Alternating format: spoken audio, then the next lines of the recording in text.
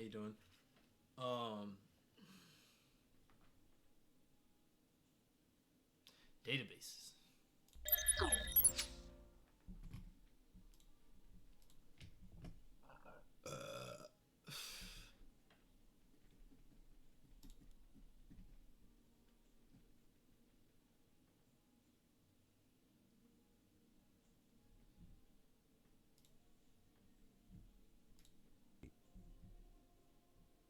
Rarely does a moderately literate person stop thinking of the origin or significance of the small artificial symbols he employs so readily and proficiently in all the forms of his written communication. The written word has long been part of his traditional heritage, cultivated and practiced without effort or hesitation. To attempt even an approximate dating of the spoken word, which dates back so far, is impossible. In contrast, the written word is a relative newcomer in the story of man's cultural development. The writing technique was invented only 5,000 years ago. It has only been molded, sharpened, and polished into an effective communication tool in the relatively brief span of the last 5 millennia. During these millennia, man has accomplished many far-reaching social and spiritual achievements. Additionally, written documents are responsible from the most straightforward economic notation to the most intricate literary composition. The invention of writing and its gradual development into an effective medium of human communication took place simultaneously in two ancient civilizations, Sumer and Egypt. These civilizations are best described by their archaeological and inscriptional remains.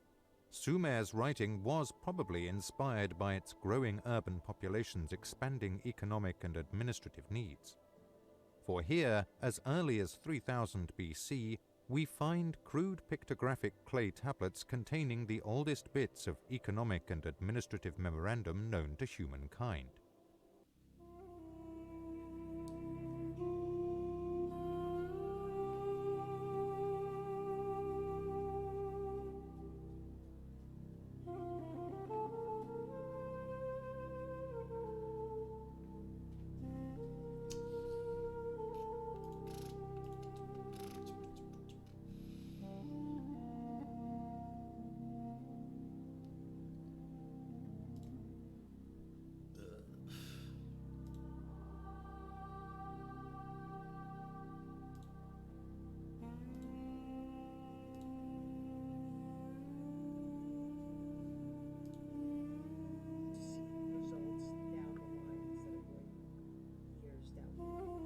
Several characteristics made fruit flies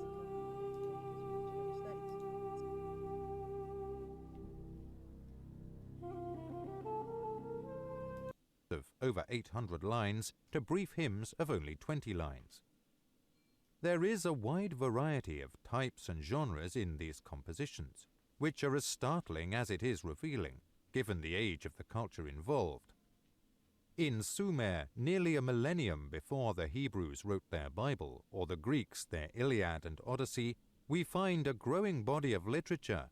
Here and throughout this paper, the term literature is used in the more restricted sense of belles lettres, that includes such diverse genres as epic tales and myths, hymns and laments, as well as many more wisdom compositions such as maxims, fables, and other didactic compositions.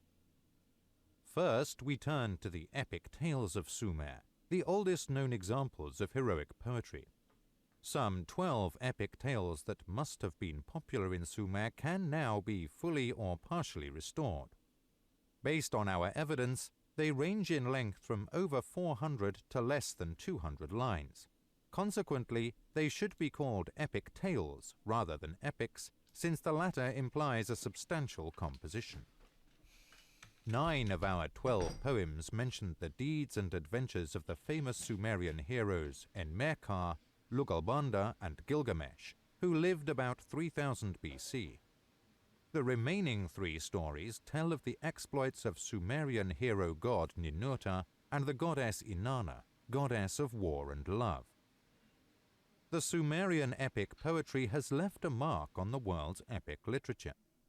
The Babylonian conquerors borrowed this Sumerian material as the basis for their now well-known national epics, the Epic of Gilgamesh and the Epic of Creation. In 2 recently published studies, I traced the history of these 2 oldest examples of literary evolution, to disentangle the original Sumerian motifs from those introduced by the Babylonian creative genius in integrating the relatively brief Sumerian tales into one giant epic known to man. Despite the age of the cultures studied, it is not significant to note that the evidence was direct and concrete. This evidence did not involve speculative assumptions and vague hypotheses. While the Iliad and Odyssey are far removed in terms of time, form, and content from the Sumerian epic tales, there is no doubt that at least some of these characteristics make them distinctive, as epic literature can be traced to the Sumerian prototypes. Here is a passage from a Sumerian epic concerned with Gilgamesh's journey to the land of the living, a notable passage for its effective understatement. Despite the grandiosity of the theme and its universal implications, the brief, unembroidered sketch of details, the calm, even tone, and the uncomplaining temper all produce a sense of simple dignity, and the depth of the loss is as rare as it is moving. The text reads, "As the Lord turned his attention toward the living, as Gilgamesh set his mind towards the land of the living, he told his servant Enkidu, 'You have not yet brought forth the fated end, Enkidu. My name would be established in the land once I enter it. Where it occurs, the names of the gods have been preserved. They, the gods, have raised my name, and I would raise my name. Where there are no names raised, I would raise the name of the gods. Then I will raise the names of the gods,' his servant Enkidu replies. 'If thou wouldst enter the land, tell Utu, the sun god, Utu, the hero of the land, Utu, the creature of the land, tell Utu, the creature of Utu, the hero, land of cedars.' As Gilgamesh shook hands with an individual, as an offering, he held a silver staff in his hand." The italicized words have some doubtful translations. Utu of heaven says to him, "I would like to enter the land. Be my ally, Utu. I want to enter the cedar land. Become my ally." Heaven's Utu answers him, "For the young men thou art indeed, but what art thou to the land?" Gilgamesh replies, "O Utu, I would like to speak to thee. Listen to me. If only you would listen, I would talk to you. I live in a city where men die, and their hearts are oppressed. They perish. Their hearts are heavy. Oh, wow. If you would only listen, I That's would some speak to really you. strong fucking ginger. As I climbed the wall, I saw floating bodies. I too will be served this way, for it is so. Even the tallest man cannot reach the sky. I will also be served this way, for it is so. Even the wisest man cannot cover the earth. Brick and stamp have not yet brought about the destined end. My name would be engraved on the land when I enter it. I would raise my name where the names of the gods have been raised. There are places where the names have not been given. My name would be raised to the gods as a raised man." In return for his tears, Utu accepted them. He showed him mercy as a man of mercy. Many of the extant Sumerian myths deal with the organization of the universe and the establishment of civilizing processes. Others focus on the creation of man, the deluge, the netherworld, and divine marriages. As one reads these myths, it is easy to see how some of the Sumerian mythological motifs have their counterparts in the earlier portions of Genesis, despite the profound metamorphoses these themes underwent in centuries of wandering from one people to another until the genius of the Hebrew poets and scribes integrated them into their sacred texts. In the extant Sumerian myths, the majority deal with the organization of the universe and the establishment of civilized society. Others concern the creation of man, the deluge, the netherworld, and divine marriages. As an example, here is a passage of mythology that is fundamental to our understanding of Sumerian creation concepts and is notable stylistically for its deft weaving of the pattern characteristic of Sumerian poetry. After the earth had been separated from heaven, after the earth had been moved away from heaven, after the name of the man had been fixed, following An's, the heaven god's, removal of the heavens, Enlil, the air god, carried the earth away after lifting it. After Ereshkigal, queen of the netherworld, had been carried away, as its prize, Kur, Hades, after the father of Kur had set sail, as soon as Enki, the water god, set sail for Kur, Kur hurled the small ones at the king and the large ones at Enki. Its small stones, the stones of the hand. There are large stones in the area. The keel of Enki's boat, the reeds, like a storm that overwhelms in battle. As a wolf devours the water at the head of the boat which stands against the king, Enki is struck down like a lion by the water at the back of the boat. Here is a passage from the Golden Age whose contents, not without meaning in today's bloody context, no doubt left their mark on many ancient men of letters. In those days there were no snakes, and there were no scorpions. There was no hyena. There was no scorpion either. There was no snake, scorpion, or hyena in that Golden Age. A lion was nowhere to be found, nor was there a wild dog, nor was there a wolf. There was no fear, no terror. There was no rival for the man. A land of plenty, a place of lawful decrees, was Shubur, east. The magnificent land of the decrees of princeship, harmony-tongued Sumer, south. Uri, north, the land with everything necessary. The land Matu, the entire universe, the people in unison, the west resting in security, and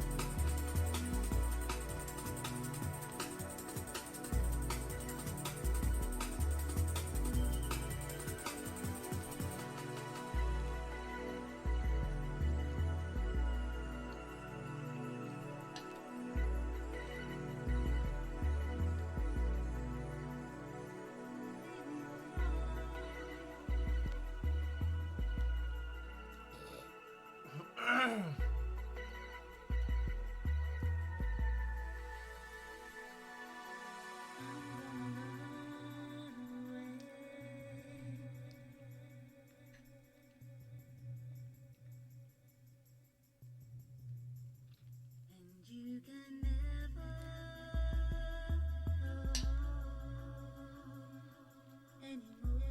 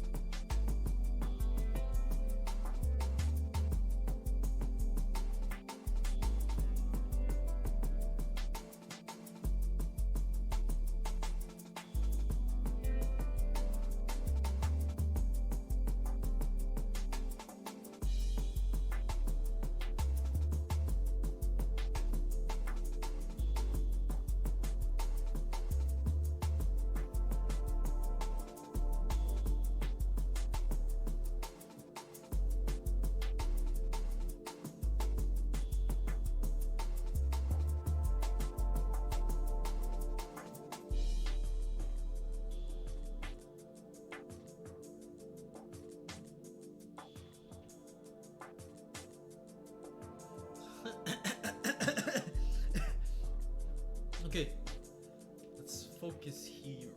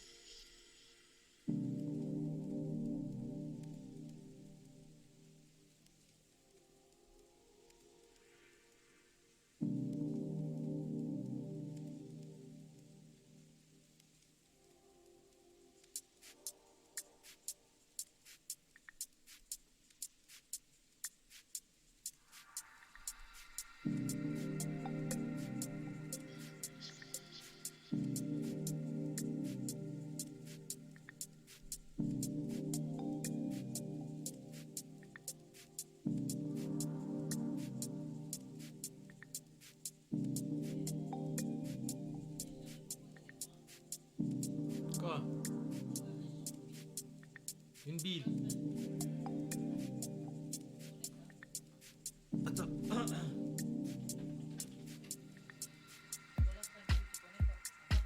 Ça c'est quoi? Tu m'as dit une bille. Oh, pareil. Pareil.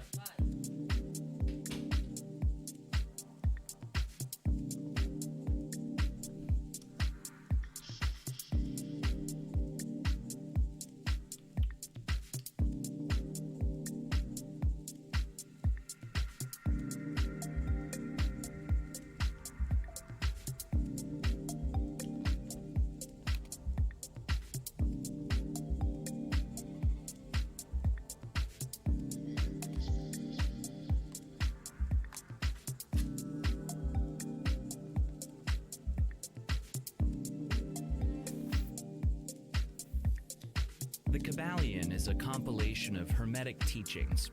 These same doctrines are based on principles originally explained by Hermes Trismegistus. The Kybalion provides a master key for students to unlock the fundamental and basic teachings of esoteric philosophy. There are 7 Hermetic principles that the entire philosophy is based on. Together, these 7 principles constitute an explanation of the fundamental laws that apply to all of creation. The work is attributed to the 3 initiates. Dig deeper and you'll discover the Hermetic content was most likely passed from the late Yogi Ramacharaka to his pupil Baba Bhattara to William Walker Atkinson, a prolific New Thought writer.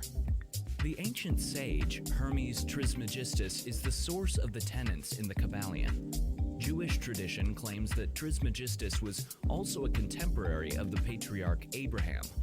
As a result, his teachings on Hermeticism and Hermetic laws date to over 5,000 years ago. Even while he was still alive, his wisdom reached across continents. The earliest Egyptians named him the scribe of the gods. He was deified by the Greeks as the god of wisdom. The ancient Romans named him Mercury. Hermes discovered alchemy, which developed into chemistry. He created the concept of astrology, which became astronomy. For his wisdom, he is known as the Master of Masters.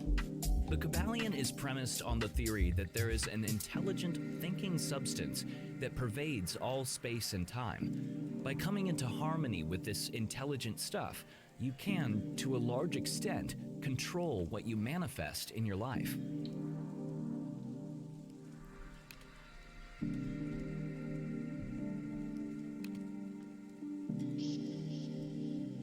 Our material and seemingly solid surroundings have been shown by science to be made up of particles of energy and empty space, which too is energy or information. Even our bodies are comprised of these particles of energy, yet all appear and feel seemingly solid. Perhaps the solidity and tangibility of reality is merely our interpretation of the information that we receive through our 5 senses, fooling our consciousness into believing our world is as we perceive it, when really it's our interpretation of the information. Perhaps we are each mind consciousness within a sea of energy and information, living in a sort of manifested dream. Your experience of your life is still valid and meaningful, of course. Potentially with this knowledge, we can realize the extent to which our mental processes create our experiences, empowering us to create the life we desire. Another aspect of the Hermetic principle of mentalism is the extent to which our own perceptions, beliefs, and attitudes color our experience of reality. One person may perceive a rainy day as terrible because they're unable to enjoy a country walk, and another person perceives rain as great for watering the plants. 2 people will perceive a painting differently. An event, a book, a view out of a window, even the meaning of a word. Therefore, the programming of the mind alters reality for each of us. Perhaps trying to find the objective truth in what we perceive might help.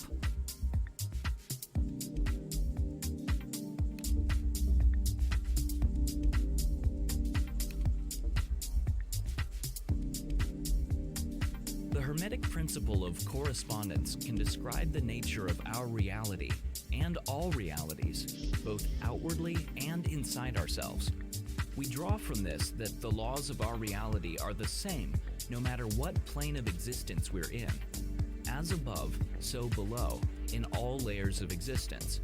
For example, the law of free will, that all beings, no matter the dimension, density, or universe, all have free will.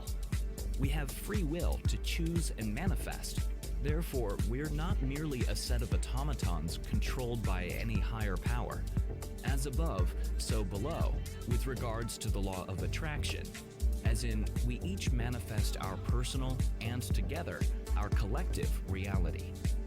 We see the same patterns in reality on all levels. The macro is created very much like the micro. The very large looks similar to the very small. It's a formula for creating all that there is. For example, a solar system looks very much like an atom. A helix nebula looks like an eye, a galaxy looks like a hurricane, and the Fibonacci sequence can be seen in many areas of life. What about our personal reality? Rather than as above, so below, we can say as within, so without.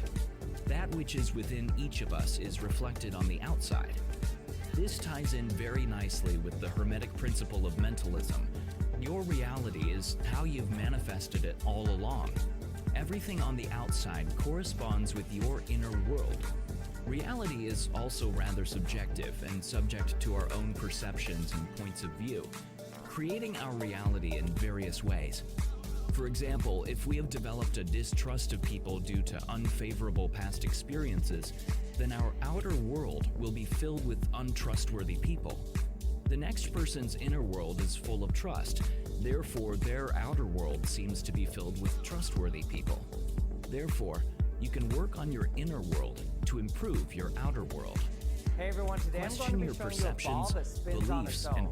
Okay, I have a ball bearing here. I'm just going to put it in the glass here and I'm going to spin it around in a circle. But watch what happens when I spin it. It stays spinning and it doesn't stop. Now I'm going to spin it around in a circle. Whoa! Look at that. That is going so fast now. So I am not spinning this now. I'm not adding energy to this at all, and it's still going.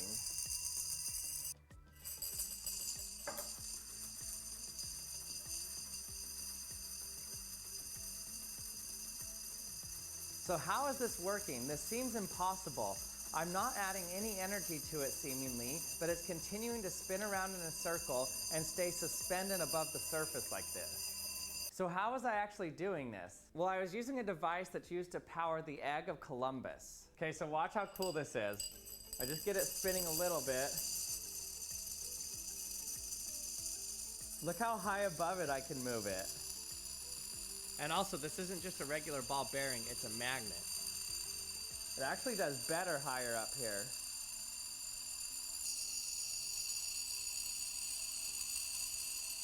The name for the egg of Columbus comes from the apocryphal story of when Christopher Columbus was being criticized for how easy it was to do what he did and discover the Americas. So Christopher Columbus asked the people in the room that were criticizing him if they could balance an egg on its end. Now they couldn't achieve this. When you try to balance an egg on its end, it always falls over. But then Christopher Columbus tapped it on its end and it broke the shell a little bit and it got it to balance straight up. But then Nikola Tesla came along and he wanted to one-up the story about the Christopher Columbus egg. So he made a device that can actually spin a metal egg. The way it's spinning it is it has 4 electromagnets that are alternating AC current in it. So the poles of the magnet are constantly changing back and forth between north and south. This generates an eddy current which has a magnetic field that opposes it, so it spins it around in a circle really fast. Now the interesting thing about a spinning egg is that if you get it spinning fast enough, it won't just stay laying on its side, but it actually lifts itself up, so its center of mass rises until it becomes perfectly balanced upright. Look how cool this is now. So why does the egg rise up on its own when it gets spinning fast enough? The reason is due to the friction on the surface in which it's spinning. If you give it more friction, it actually creates a lifting force that pushes it upward. I showed this in my previous video where I have a spinning gyroscope, and if you give it more friction by touching some tape that I put on the surface of it and slow down that spinning or add friction to it, it causes it to rise up in the air. So counterintuitively, the more friction you have on the surface, the easier the egg can rise up on its end. But if you don't give it any friction, it can't rise up. For example, here's what happens when I put some oil on the surface and don't give it enough friction to rise up on its end. So even though it's spinning really fast now, it can't rise up on its end. You can hear it kind of trying to, but it can't get a good enough grip to pop up. So there you go. The device for creating the egg of Columbus is really good for creating a secret device that can spin a ball around a cup like that. And thanks for watching another episode of the Action Lab. I hope you liked it. I hope you enjoyed it.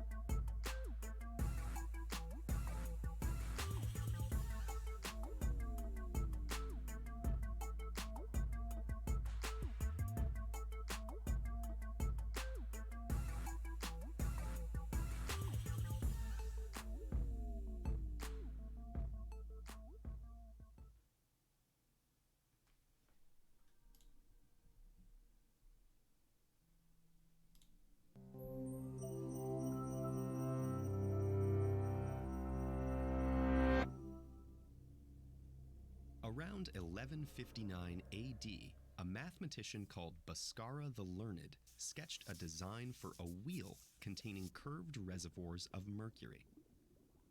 He reasoned that as the wheel spun, the mercury would flow to the bottom of each reservoir, leaving one side of the wheel perpetually heavier than the other.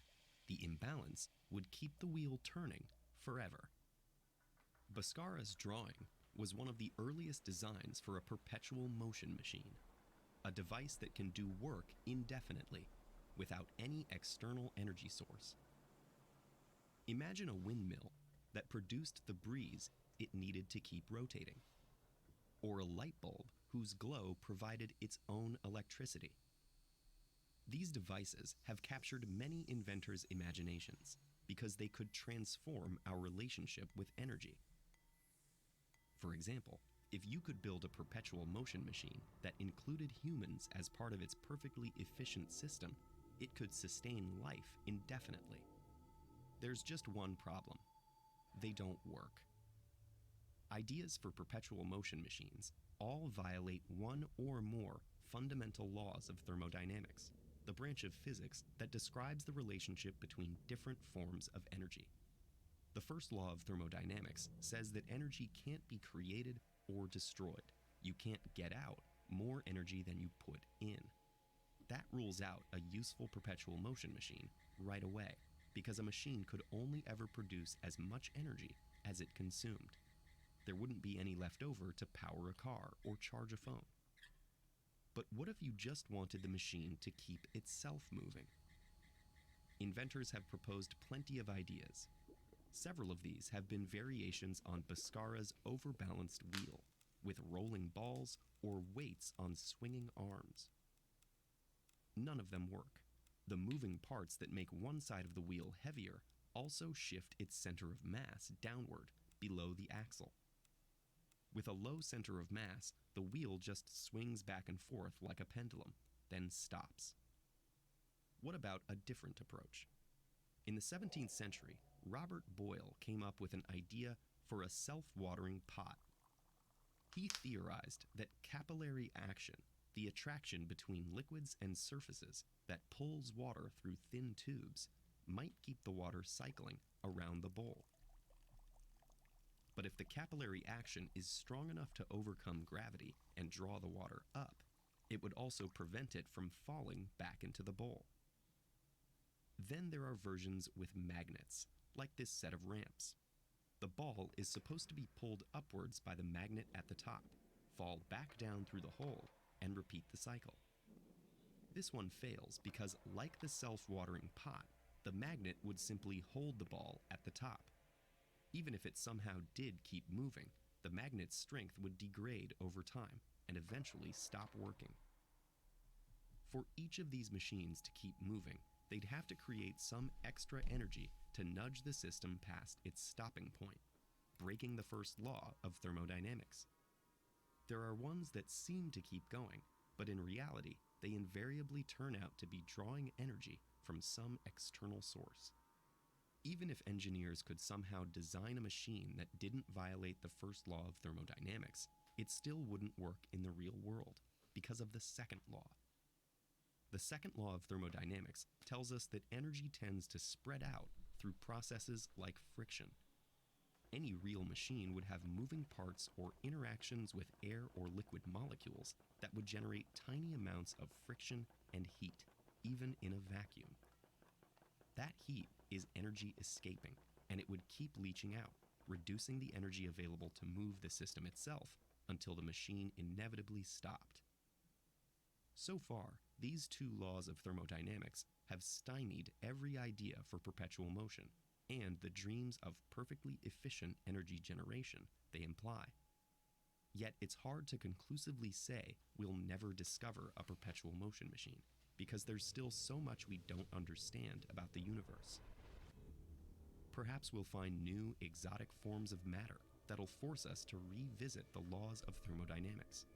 Or maybe there's perpetual motion on tiny quantum scales. What we can be reasonably sure about is that we'll never stop looking. For now, the one thing that seems truly perpetual is our search.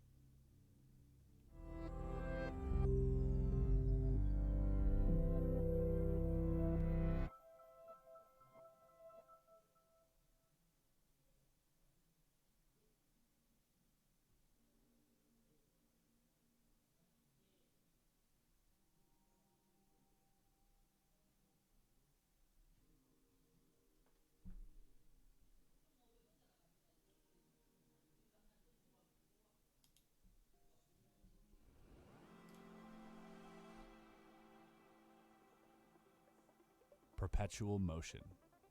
The action of a device that, once set in motion, would continue in motion forever, with no additional energy required to maintain it. Such devices are impossible on grounds stated by the first and second laws of thermodynamics. But that doesn't stop us from trying. When I saw this particular piece online, I instantly thought it was video editing.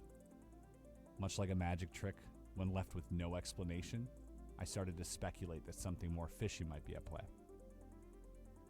And to my amusement, it wasn't a camera trick at all, but more like an actual magical instrument. It's hard to tell what's real anymore. With advancements in technology, we're often left feeling underwhelmed when seeing something that is seemingly impossible. This due to the fact that we can chalk it up to foul play in post-production. The simple device that you see before you, however, not only simulates the destruction of our objective reality, but it also forces you to react to it. How does it make you feel? Unsettled? Anxious?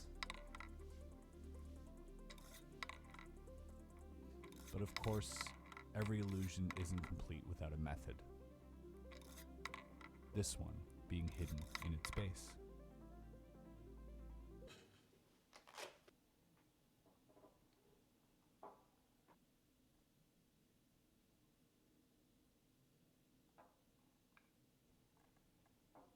There. Is that better? Are you satisfied now? No? Then let's just pretend you didn't see that last part. It'll be our little secret.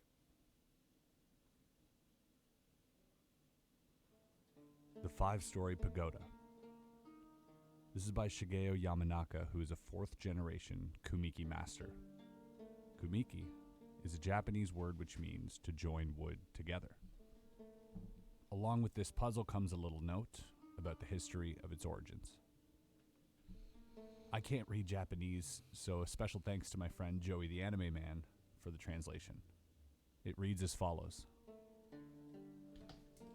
Its purpose is to enshrine the holy remains of Buddha, with the 5 layers below the roof representing land, water, fire, wind, and sky. From the outside, you can view the pagoda's platform, tower body, and finial, which is the ornament on the roof, whose structures follow suit with the layering of woodwork techniques found within the rest of the structure. The puzzle, whose design was originally created by our family's generation of Tsuntaro, has now been passed down to myself, 4th generation, and is something I consider our family's masterwork. As such, I've decided to distribute this historical puzzle as a special limited piece for all to enjoy. In respects to this, we've utilized the finest materials to create this piece using Honduras mahogany, which we have directly taken from Honduras. This mahogany is some of the finest wood in the world, whose aging process can only be enjoyed in its purest artistic fashion.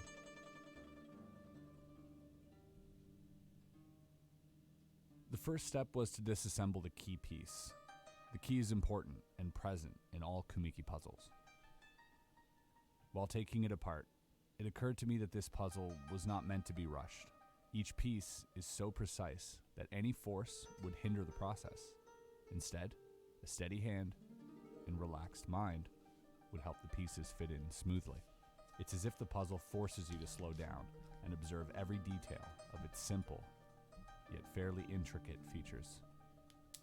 When taken apart, I found a small note written in kanji that said, "Textbook."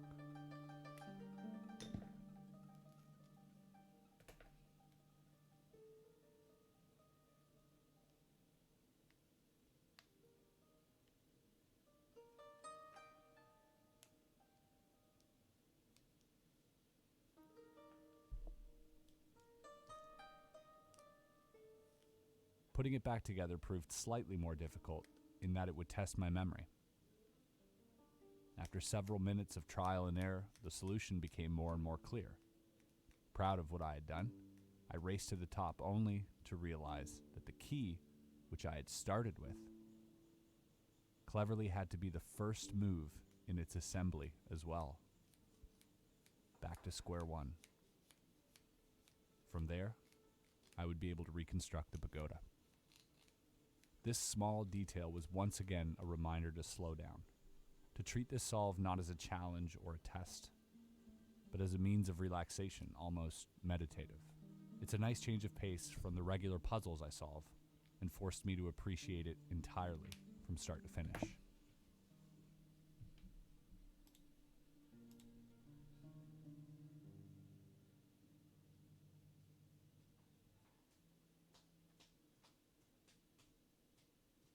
This is Uplift, a mesmerizing piece of art by inventor Tom Lawton.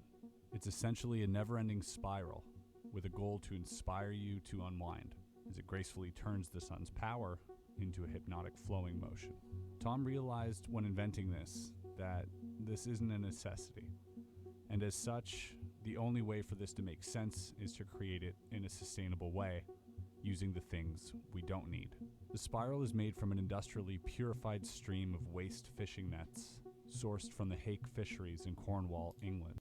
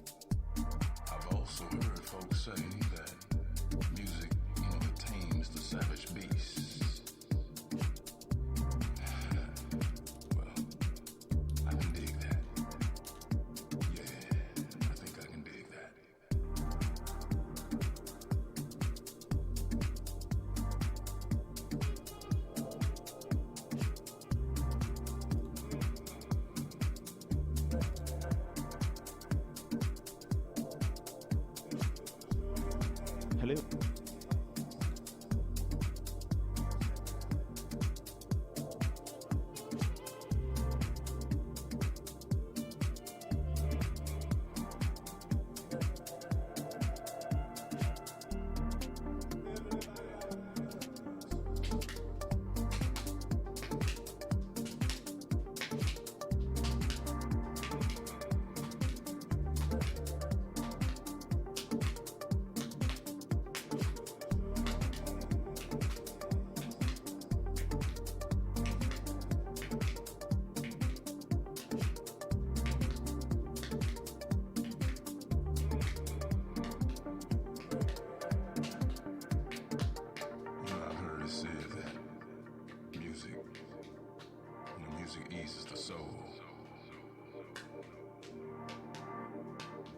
Because music, it comes from the soul.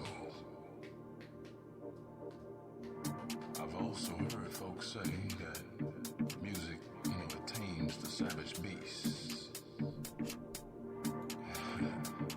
Well, I can dig that. Yeah, I think I can dig that.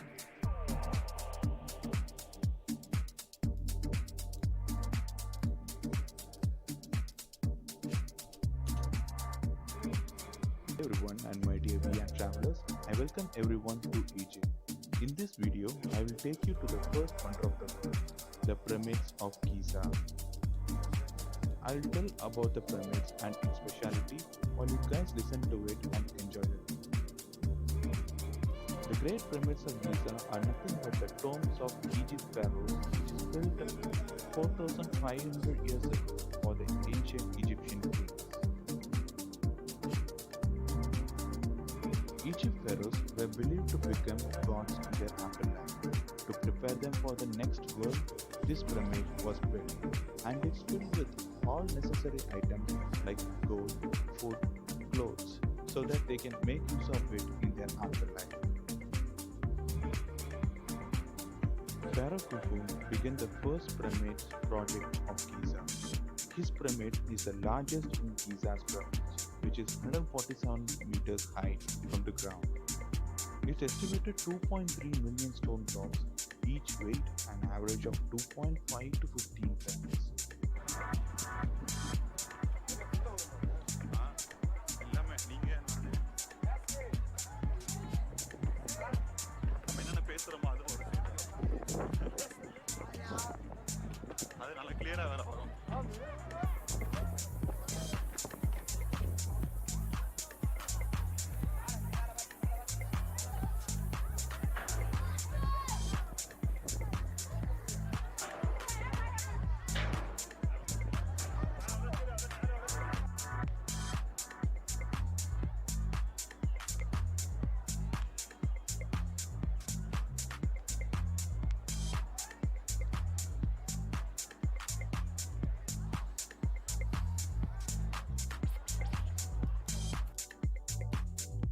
Khufu's son built the second largest pyramid in Giza. His necropolis also included the Sphinx, which we'll see in the end of the video. The third pyramid is smaller than the first two built by Pharaoh Menkaure, which has a complex temple along with it.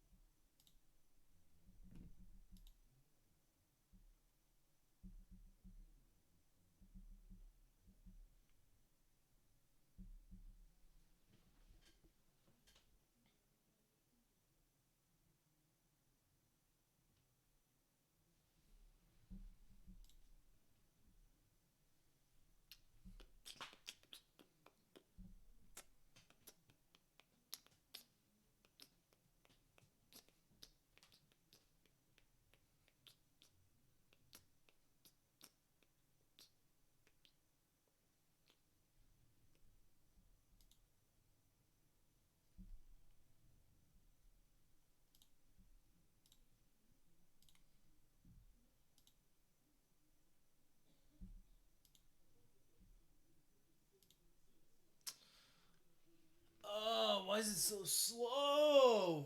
Fuck.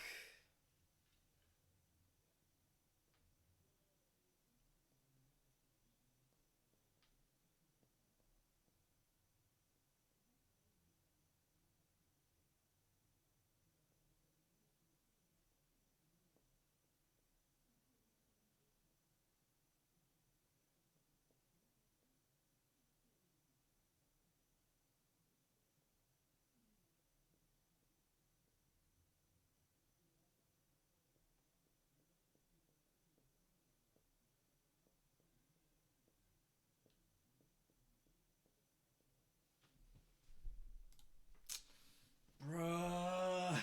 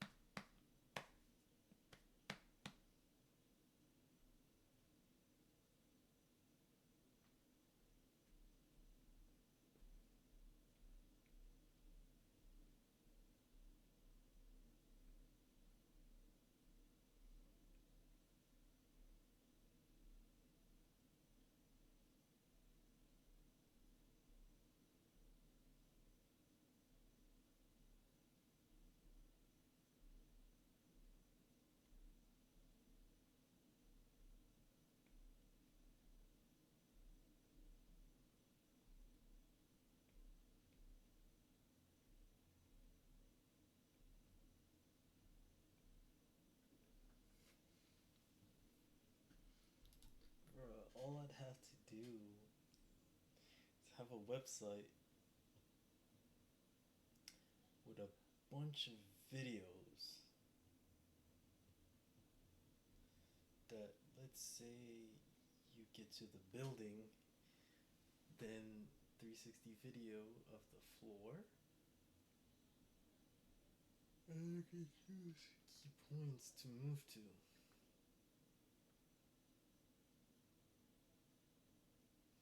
Right?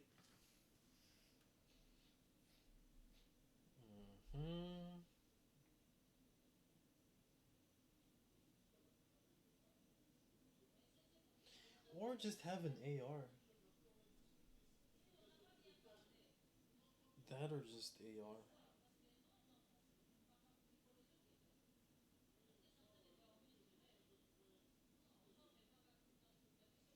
AR technology.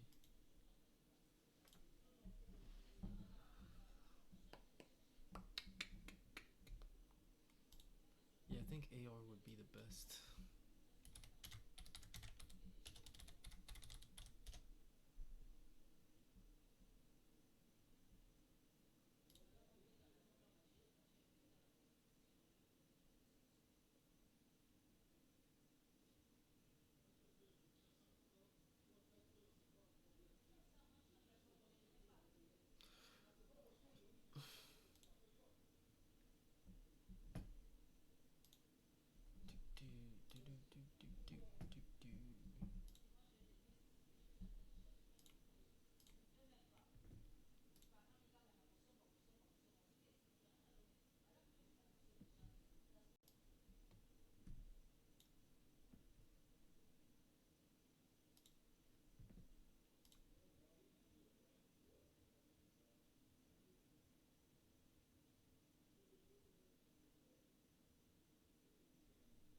Look at this, okay, so here's a trail, and the trail it goes pop, pop, pop, pop, pop over here, and then it takes a right angle turn. There are rocks in the Death Valley Desert that move across the ground on their own, leaving behind bizarrely long tracks. And for a century, nobody could figure out why. So look at the size of that puppy. And it turns out no sweat to move every single rock out here. We're talking many, many bulldozers' strength worth of force. So what force has been making rocks move for over 100 years when humans aren't looking? The first recorded account of the trails was in 1915 when a prospector named Joseph Crook, who was supposed to be out searching for precious metals, found the rock trails. Crook reportedly showed the rocks to his wife, who couldn't believe that the larger rocks would move naturally. So she skeptically marked the position of a big rock, and of course, it eventually moved away from the mark. The lake bed came to be known as the racetrack playa, and the stones, the sailing stones.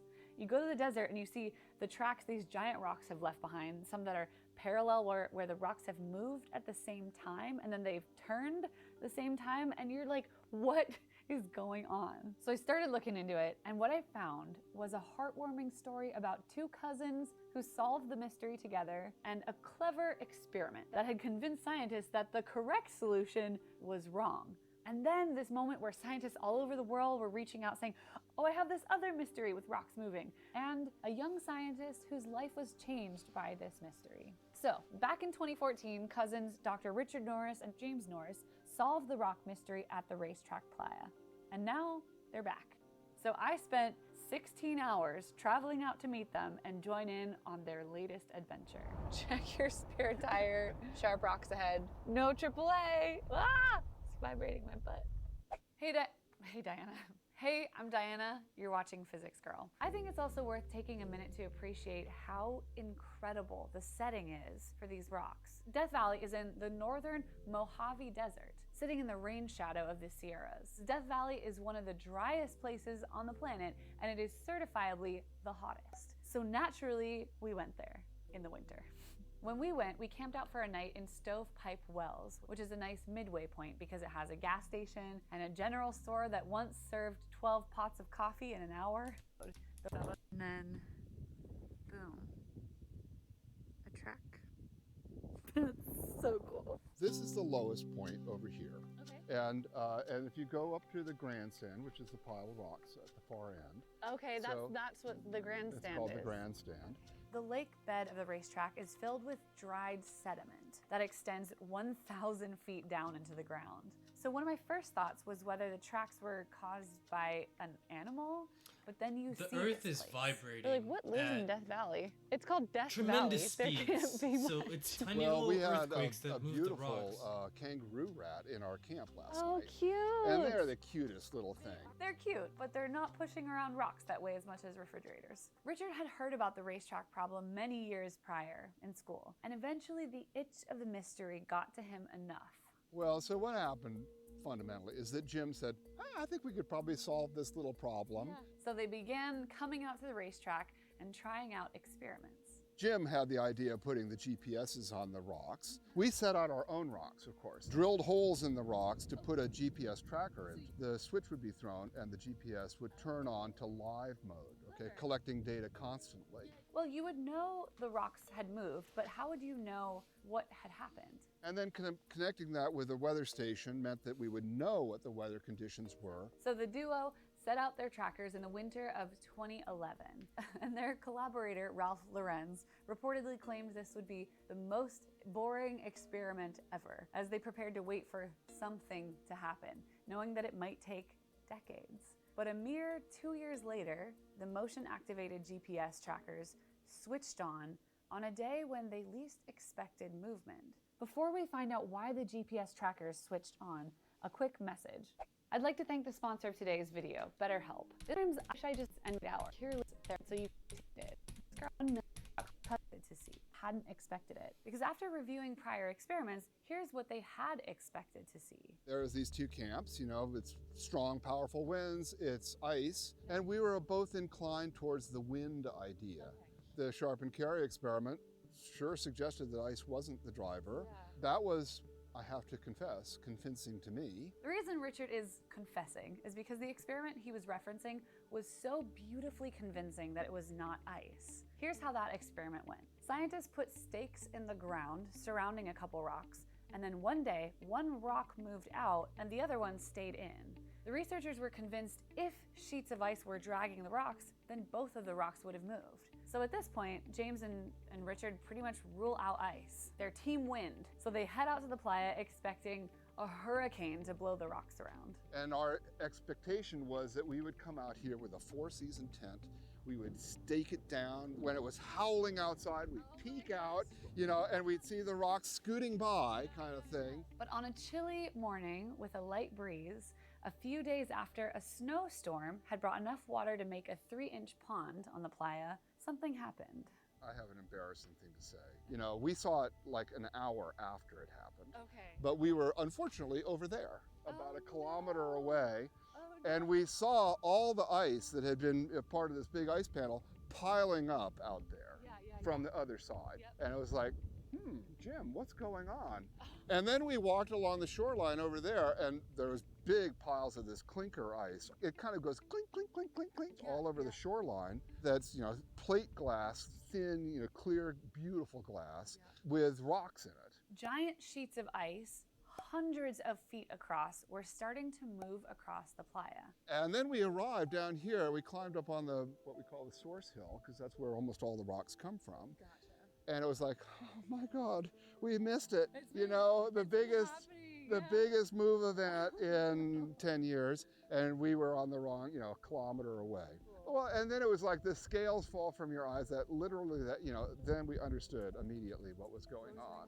What they realized was that on rare occasions, when the playa fills with water from rain or snow and is deep enough to form floating ice during exceptionally cold nights, the pond freezes to form thin sheets of ice. The ice then begins to melt in the daytime sun. The ice breaks up, and as the wind picks up, it blows the sheets of ice across the playa and drags the rocks with it. And of course, the rocks drag trails in the ground as they go. The winds are not strong. I had to kind of hold my hat on. Yeah. That wind stress over a couple square kilometer area of floating ice, of course, it causes the ice to move. Here's why this is all so amazing. We do know how thick the ice was, and the ice was about 1/8 of an inch thick. Wow. Isn't that great? What Richard and James soon realized was that the corral experiment hadn't disproved the ice theory, it had disproved thick ice. Like, yeah, move a rock like that with ice that is, you know, thin enough to tear past those stakes. No, that doesn't seem reasonable. The ice was thinner than anyone thought was possible.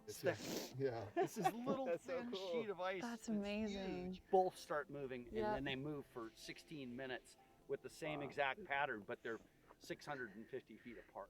Yeah. And you're going, that's a single panel of ice. So the wind moves the ice and drags the rocks, and the rocks make the tracks. But here's the thing. The pond isn't big enough to fill the entire playa, and yet... Some of the rocks do travel all the way over to the distant shoreline. How do we know? And you know that they've far traveled because they're this distinctive dolomite. Okay. And the only source of dolomite is from there. Which is just right there. How do they get there? When you get a pond, the pond forms here. It's almost a flat surface. The pond goes there. It's a classic, so what the oceanographers call a seiche event. Seiche event. A seiche is when strong winds can cause really rapid changes in the height of water. In this case, it moves the entire pond from one end of the playa to the other. The pond essentially rolls uphill. And all the rocks just go, off they go. And then at the end of the day, the wind dies down and it moves all the way back. So they published a paper describing what was going on in 2014. And what happened next was amazing. My favorite part of this whole story is that after you publish your paper, there are all these scientists from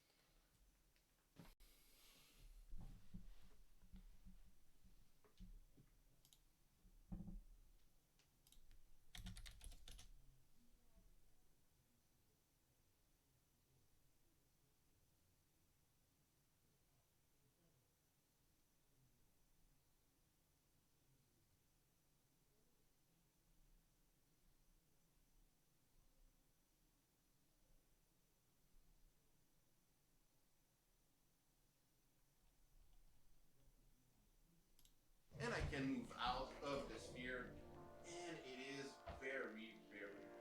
Hi everyone, let's start our AR Flutter project right now. First we will go on Android Studio and we'll create a... and we can go inside and see all the Italy. Yeah, it is very cool. That's it for this video. I really hope you enjoy it, and if you have questions or anything, if you want us to do more safe Flutter that will launch, Flutter run, and then no null safety. So as you can see, that's the way he did it. Now I'm like, okay, we just put pointers.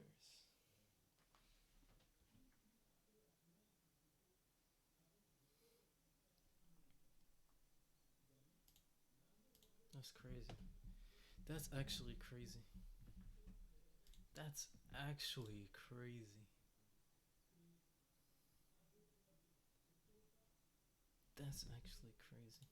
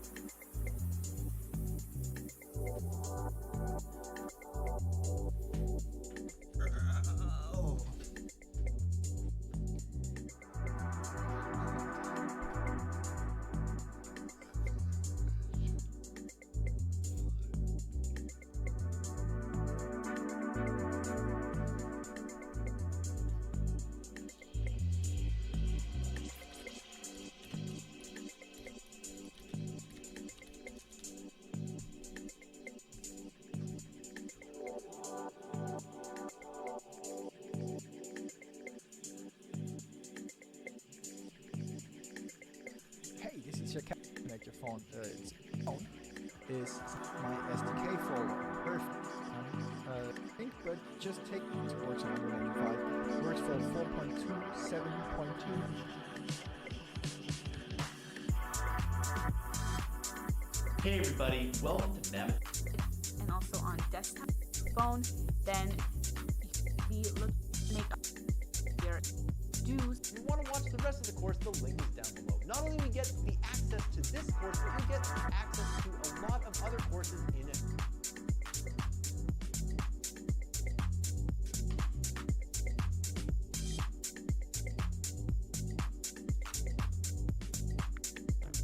Hey everyone, and welcome back to another step-by-step. If you find this useful, please go on, take a look. It's great that feedback about the using some of the template is received.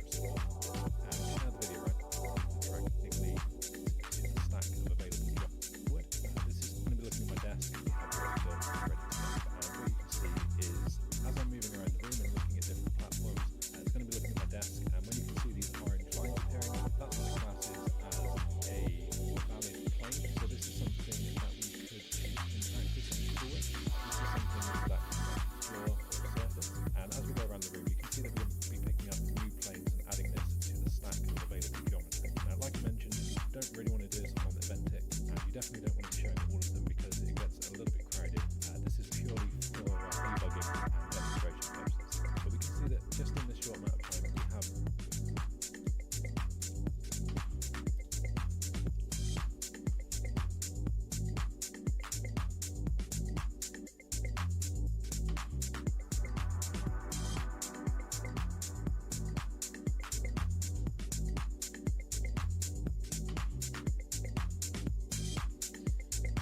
Bro!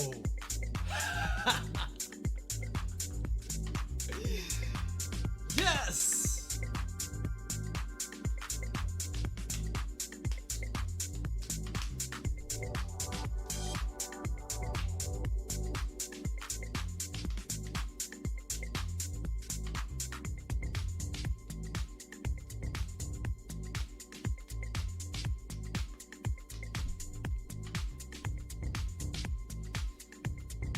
Yo!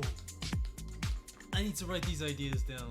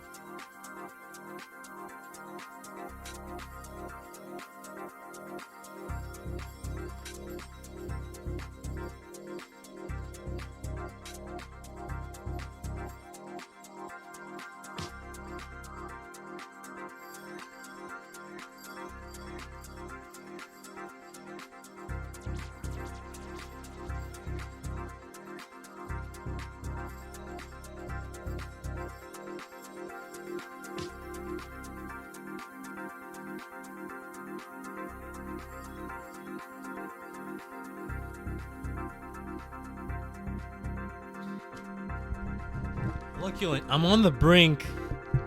I'm on the brink of coming up with a solution so fucking huge. You have no idea how big this business is gonna be. I'm actually thinking about dropping out right now and becoming like Mark Zuckerberg to pursue this idea that I just had. Real shit. It has nothing to do with the comment you just put in the section. I am legit. I just came up with something so fucking incredible that if I don't drop out right now and build this fucking app and service, someone else is gonna do it.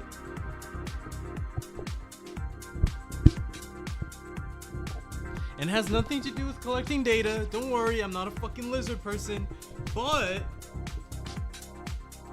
bro, like not even money. Like this project will make money, sure, but that's not even the most important part. Like, it's such a vital thing. Oh! I just don't have the time to code it myself. I already asked a friend of mine, 4.0 GPA, to come help me out, and he said he's busy too. So I asked a third guy, and he didn't even respond. This thing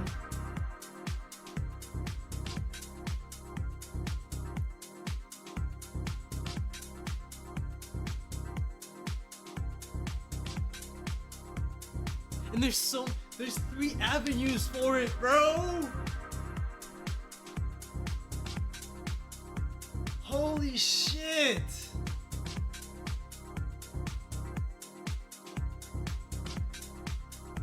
Holy shit.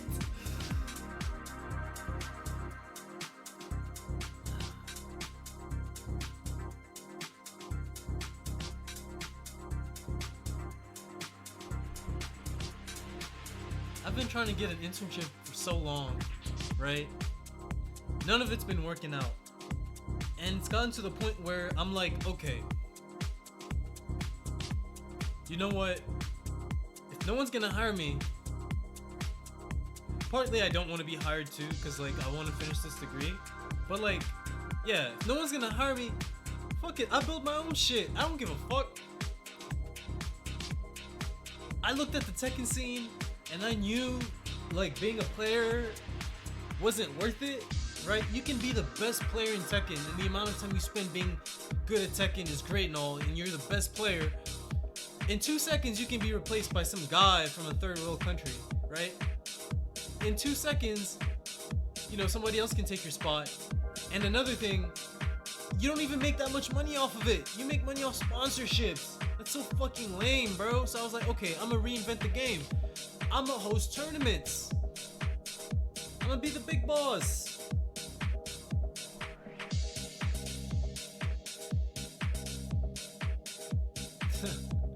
I'm pretty much gonna be getting the same thing.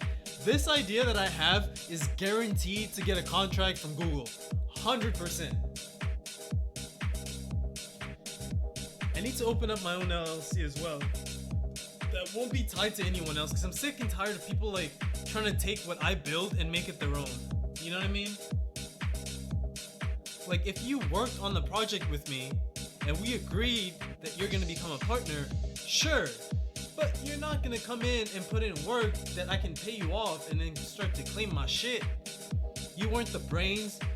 You didn't put in the work behind the scenes to come up with this shit beyond people doubting you. You didn't take out the time, the money.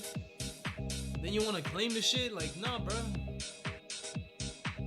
So that's why I'm, on one hand, I'm skeptical about who I bring in to like help me develop this, because number one, no one's going to work as hard as me. Number two, they might just try and take it away from me, and that's the last thing I want. So it's like, I gotta choose. Now's the time. I gotta drop out. I gotta drop out. There's no other way. The cool thing is though, look, in August, I won't need to work a part-time job to pay for tuition anymore. I'll have enough money to pay off tuition, right? So which means I can work less at the retail store, at the grocery store, and I can work more on my projects. And this one's gonna fucking shoot! I can't wait! I already wrote my ideas down. It's only a matter of time. Bro.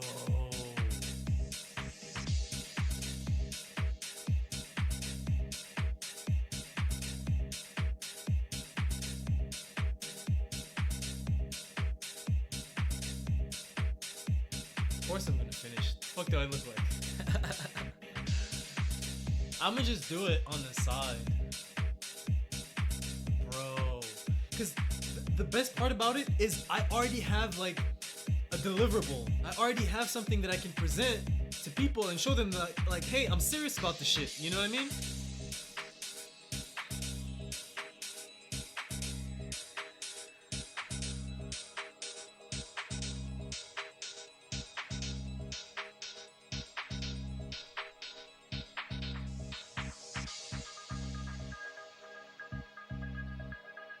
And if I'm gonna recruit anyone, it's gonna have to be the best.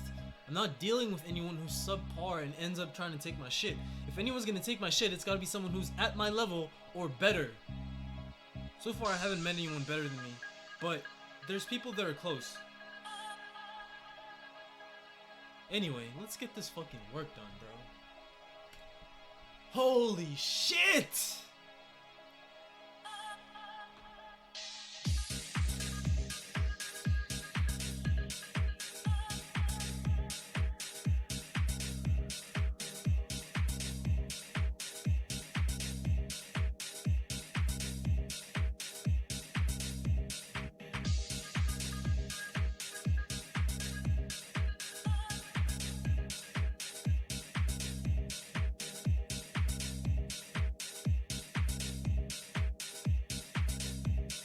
Johnny and the Mix.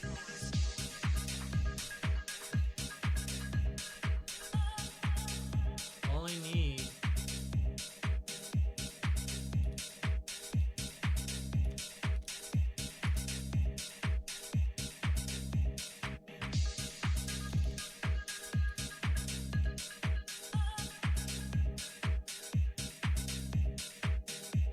I don't even know what I can tell you at this point, because you might just take my idea. I trust no one. I trust no one.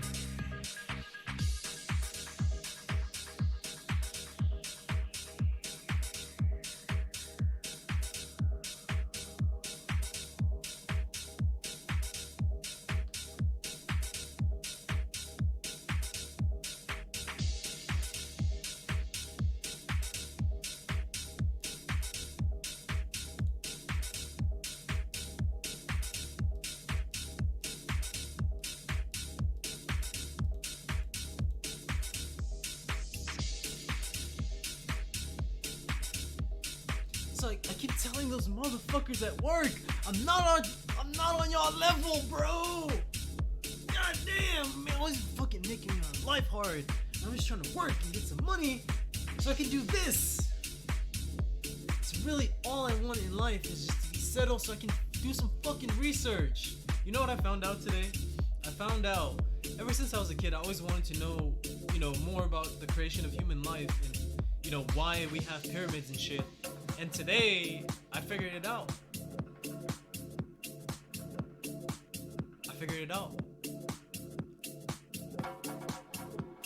What is the one thing, Luck,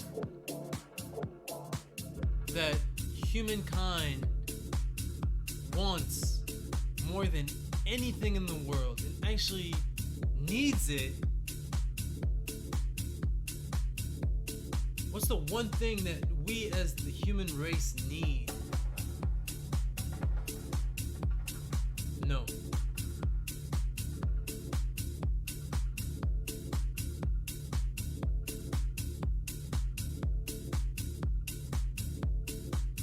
I actually know about machine level stuff now. What is something we need at a humankind level? I'll give you a hint. If we don't get more of it, or find some kind of solution,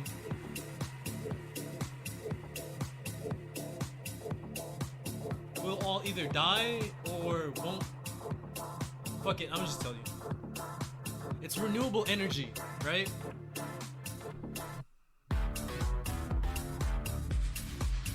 The pyramids are a form of renewable energy. Or they were trying to be. Hear me out. You would think, well, how the fuck is a pyramid used for renewable energy? It must be the aliens or solar energy or some shit. Solar wouldn't be a bad idea. But here's the thing. The pyramids were actually used for the irrigation of water. They weren't used to house tombs and stuff. That's only when later generations of people, later civilizations came and found the pyramids and they're like, okay, this is amazing. We have to, oh my god. You know what I mean? But they were used for water, irrigation.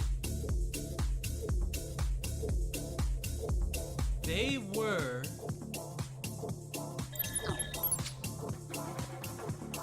trying to find ways to perpetually move water. You ever think you put something in and it just goes on forever? You think you could probably extract it for like power, electricity, right? Well, nothing gives you a product without a reactant. Nothing gives you a product without substance. You need some kind of input, whether it's raw materials, energy, or anything like that, to create something, to create energy, right? And then release heat. The closest or the easiest thing we can think of is perpetually moving water. So if you have water that keeps moving up and down, up and down, up and down, up and down, you put a turbine in that bitch, all of a sudden you have infinite electricity. That's what they were trying to do. So the way that they did it was, if you have water in a bucket, if you have water that's like up to here, right? You have it here. Then you take a pipe out and it comes down here. The water will try and reach this same level. So if you raise it, they'll both be at the same level. If you raise it higher, it'll come down to match wherever the water level was. So in a pyramid, this is what happens in a pyramid. Here's the pyramid, right? The pyramid is right here, right? Let's say the water level is up here. And then they have tubes coming down. The water flows down, it gets full, right? So any excess water pushes up to this level. Now they have tunnels that make it so that the water that goes back up doesn't go back up all the way to this level. They cut it off short, so the water that's supposed to be going back up falls down, right? Generating a turbine, pushing another tunnel of water up. The water that goes up shoots out through different tunnels that come back down to where the water level's at. And that creates perpetual water motion. The Egyptians, whatever civilization they were probably pre-Egyptians, were so advanced that we have no fucking idea. We have no fucking clue.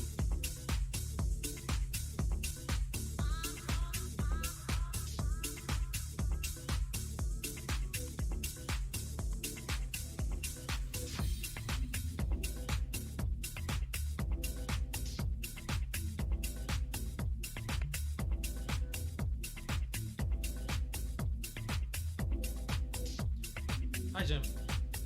So this water that comes down, turbined up, it's perfect for you, right?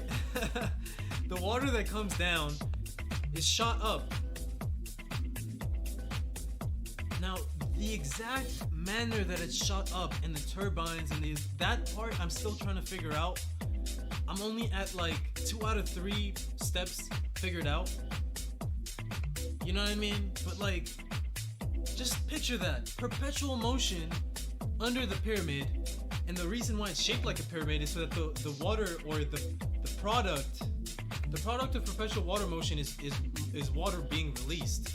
So then the water runs out and then you have no more perpetual water. But if that water being released is being released at this incline of 40 degrees, it comes back down to where the reservoir is at because it's open. Hence the cycle continues. As long as you release the products higher than the reactants, the cycle continues, baby. My biggest question is, what were they using that power for? One of the theories is that they were trying to reanimate themselves, reanimate the dead. But I think that's the second civilization. I don't think that was the first. I think the first were trying to use it for either induction of electromagnetic fields from like the universe, because you know the Earth, the planet has auroras, right? You know when you go to like Norway, you see the northern lights, or Antarctica, you see the northern lights. That's power. That's electromagneticity.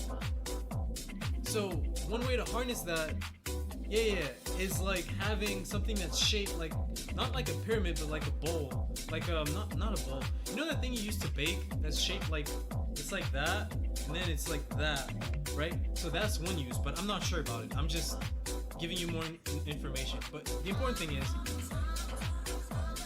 the pyramid could have been used for either transmitting light out of the pyramid. The whole thing could have been made of lightstone. It could have been glowing. That could be something. I don't know why. All I know is pyramids, perpetual motion, electricity. And there's evidence of electricity because the fish around the pyramids were eels. That's no coincidence.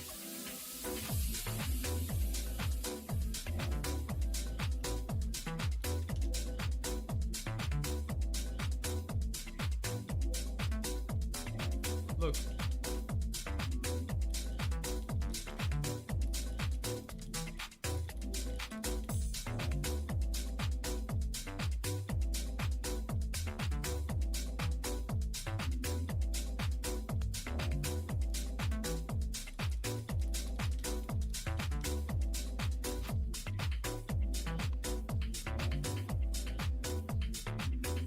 Electric eels, yeah. So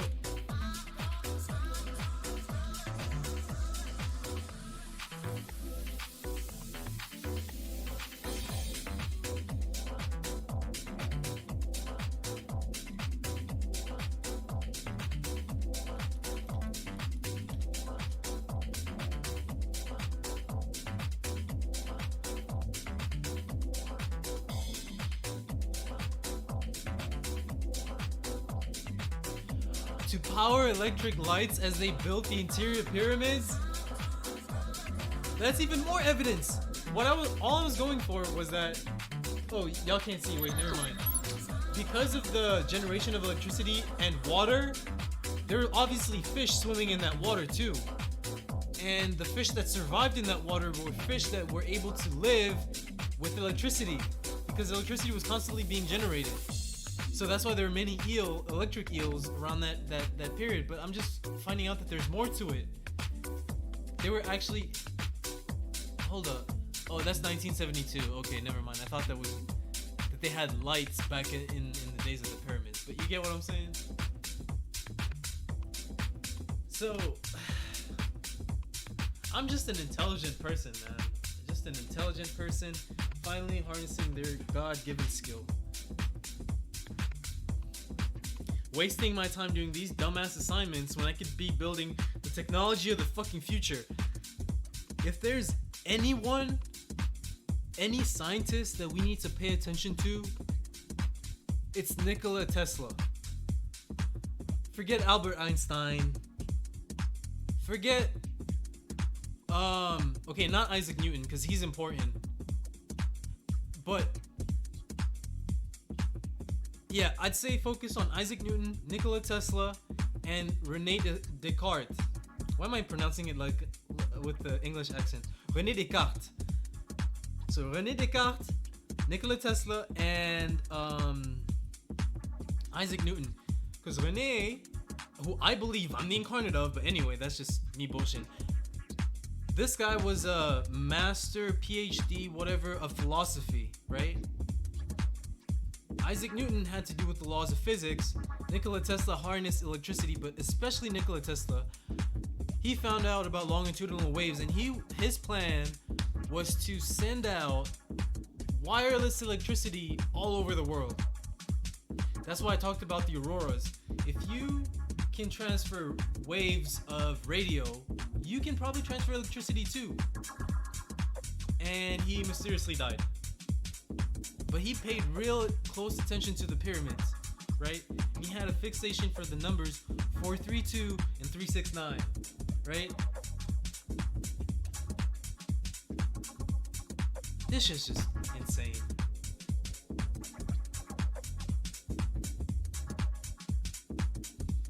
But I need to do more research. I can't be over here doing this fucking dumbass task and taking these dumbass tests when I could be... man. I need to give up my life. I need to give up women and earthly possessions to pursue these endeavors. And I'm being real fucking serious right now. All the time spent wasted fucking chasing girls and chasing money and all this shit when I could be... I'm not saying I chased any of those things, but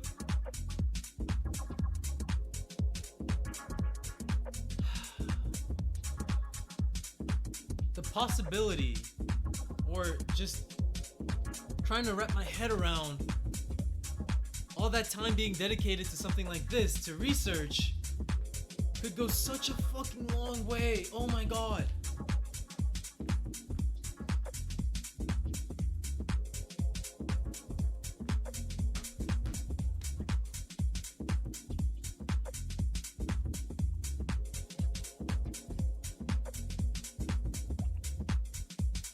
Perpetual motion.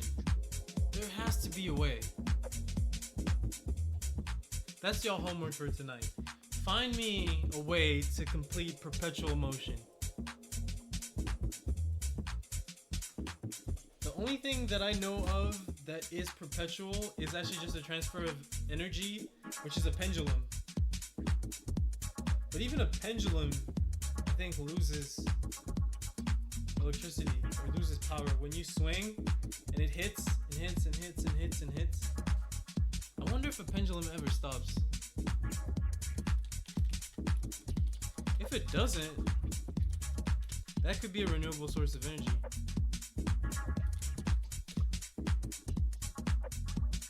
Because of air resistance. See? There's always something.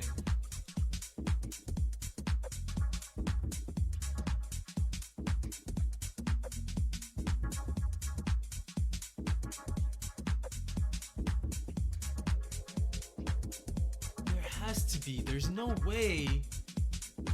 But I think once we figure out the answer to this question, we'll be enlightened. We'll never have to worry about renewable energy again.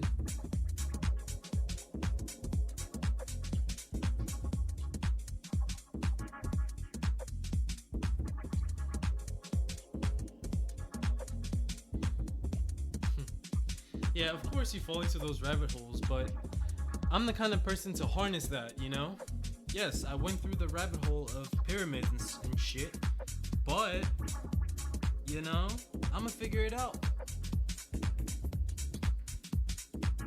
There's no way that I came up with a psychological theory, right, on my own without knowing the first thing about psychology. I think all I did was take one psychology class and all they taught us about was Freud and shit like that, to then come up with my own theory, right, that if you isolate yourself and follow certain events, you can come up with anything. So if, say for example, Nikola Tesla came up with those theories about electricity, if I go through the same experience that he does, I can come up with those exact same theories, right? and only to discover that a guy with the same first name that I do happened to be a legendary psychologist, philosopher, whatever you want to call it, 200 years ago with the same first name as me. There's no way.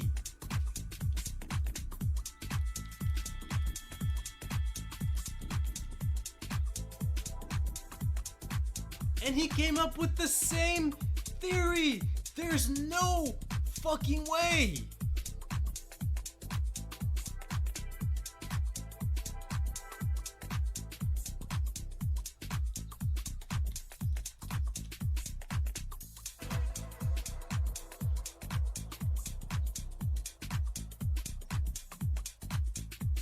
Innate knowledge.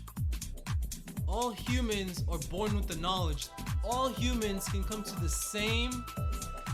I'm unimpressed too. I'm sassy too. I'm not even gonna lie. Dude, I'm basically him. And I speak French too. There's no way, dude.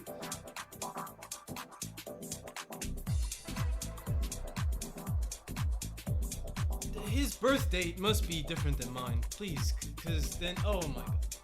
Okay, I was born on the 31st of May, 98. He was born March 31st, the same day on a different month.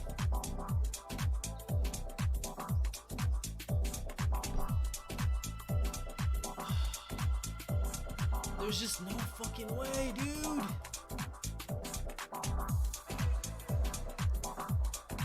I'm literally him. I'm his reincarnate, bro.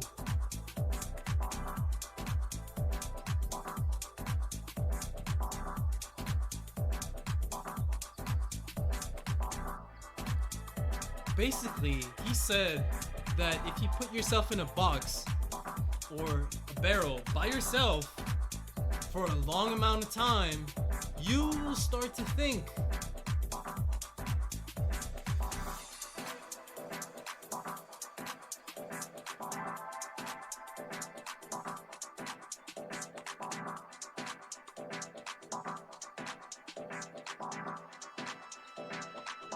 I'm not idolizing him at all. I'm just saying, like, that's my nigga, like that's me in a past life. I'm not saying I'm gonna look up to him and be like, oh my god, how did he live so I can follow in his exact footsteps? Like, no. All I'm saying is, there's too many similarities for this to be a coincidence. Yeah. Shut the fuck up. He was French, they didn't even have those words.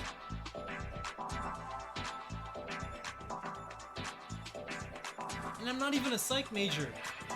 How did I come up with the knowledge of all this psychology and shit? By isolating myself. Hence developing my brain.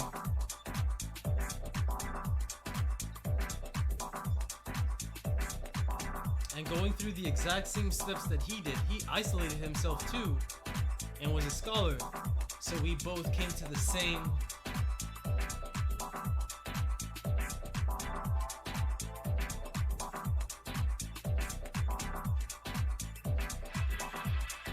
Yeah, but who else comes up with a theory on their own that's the exact same as someone with the same name and birthday as them?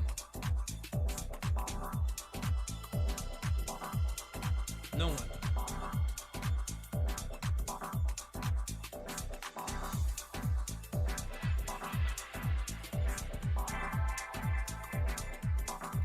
Shit's tricky. But anyway, let me finish, because I gotta study for 2 tests after this.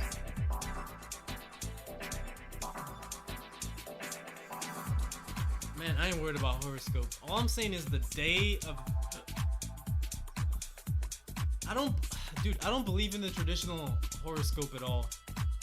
I think it's too vague. I think, look, if you want to really... Give me your birthday, I'll give you a real horoscope. Give me a birthday.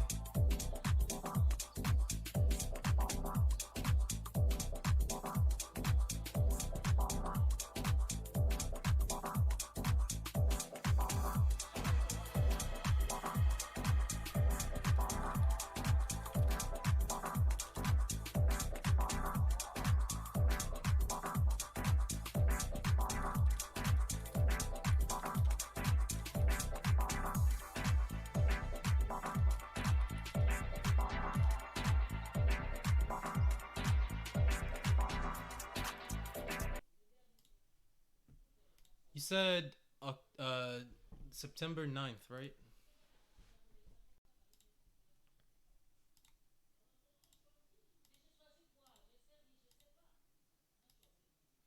September 1 through 7. Yeah, this is it. This is you.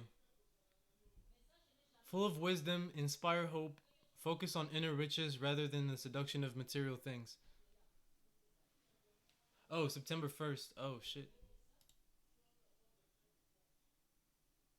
Not 9th. Damn, I'm an idiot.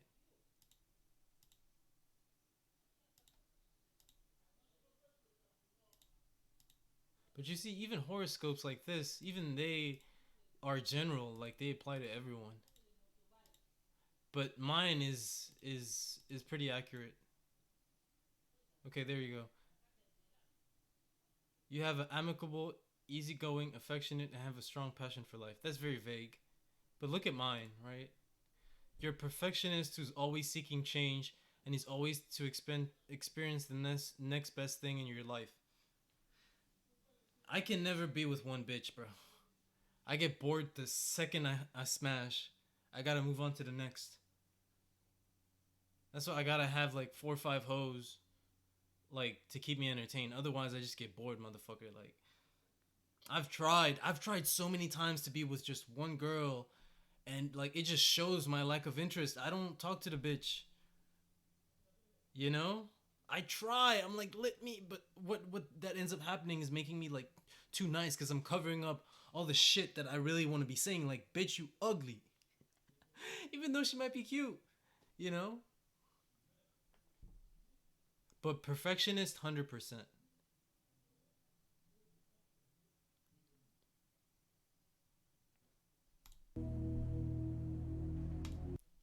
Yeah, basically you're a pushover. Pretty much.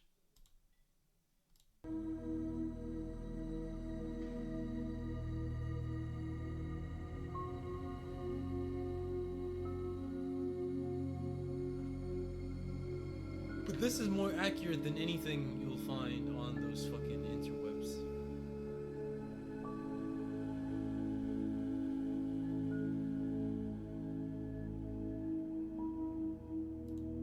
I have to, dude. Like, the people that used to come on my channel were like really racist kids. And they would just abuse my chat back in the day. So I had to, you know, put some restrictions on there. And I had a stalker recently, like, try to, like, intimidate me or some shit on my chat. So, like, yeah, I can't.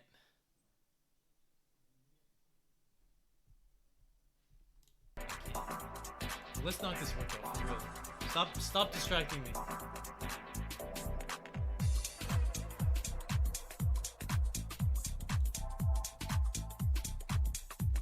But I just knew I was destined, bro. Like, so sick and tired of these companies telling me I'm not good enough for their fucking companies when I can build their companies twice over by myself.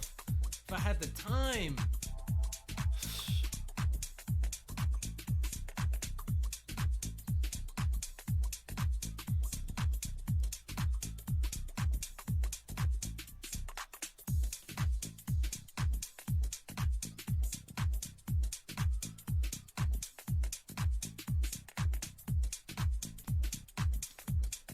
I'm not going to sleep until I finish this and those 2 exams.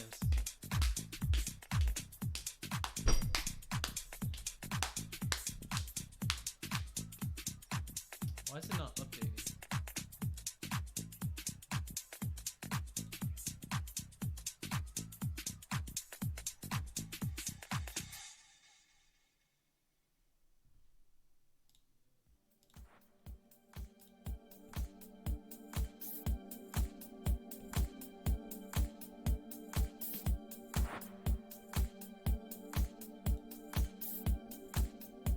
I love this song.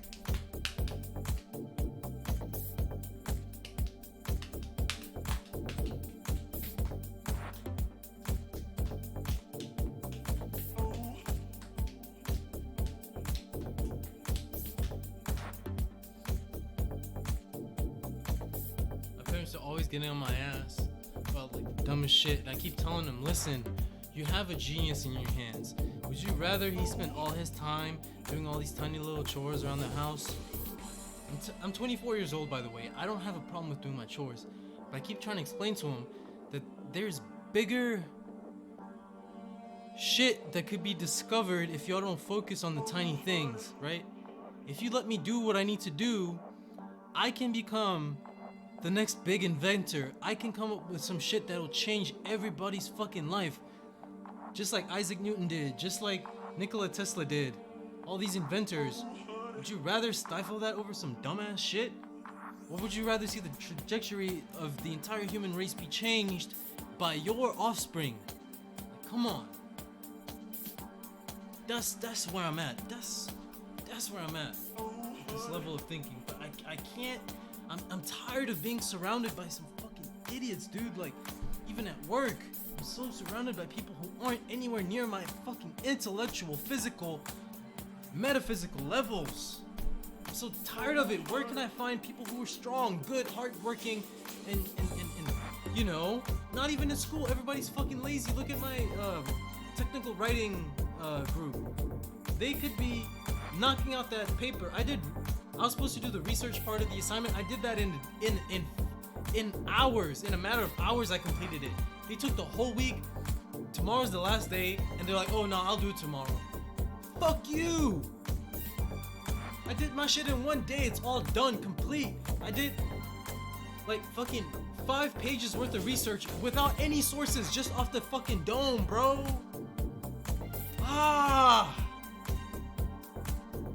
What's stopping them from just doing some shit off the dome? I don't understand. I told them everything you need to write that paper is in the research that I did. All you have to do is read. You don't have to do any extra research yourself. You just read, and I even state the conclusions at the end of each paragraph. It's like, okay, this is what you want to put and summarize in your paragraph. That's it.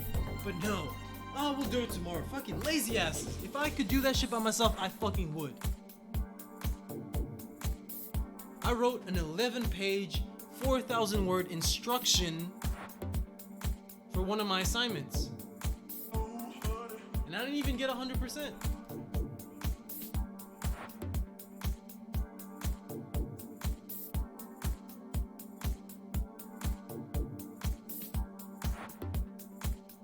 Let me see how much I got.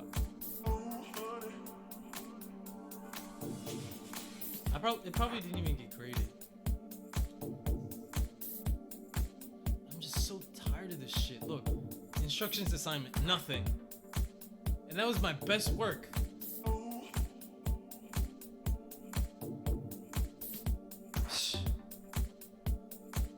I put so much fucking effort into that.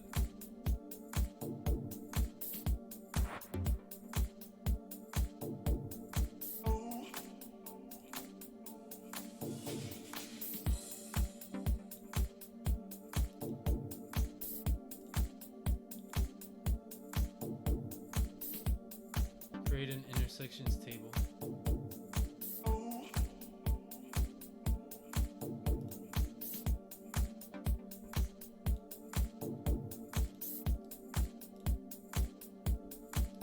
It's like, also, why do I have to convince people of the pure genius that sits inside my head?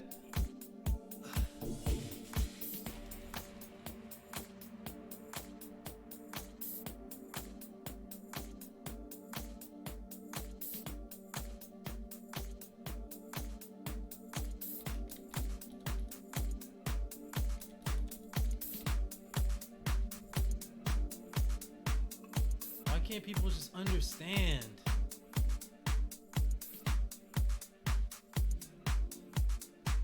I guess they'll never understand. Just like no one understood Isaac. Just like no one understood Nikola. Years later, they realized, oh shit, this nigga was spitting. This nigga was on some shit. He knew something. It's like just the difference in levels between the average person and a genius is too fucking wide, dude. Like, everybody should be here, and then a genius is like, okay, here. And then you got some motherfucker in the chat talking about nachos when I'm trying to spit. I'm spitting. Ah!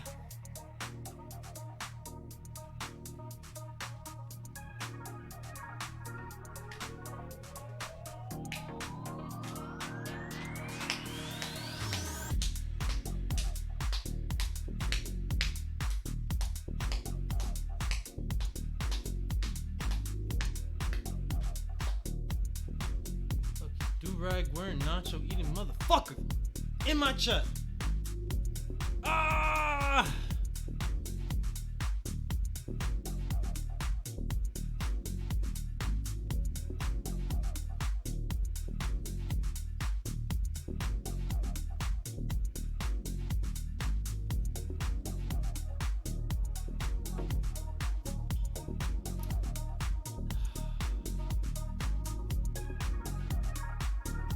Intersections or intersection?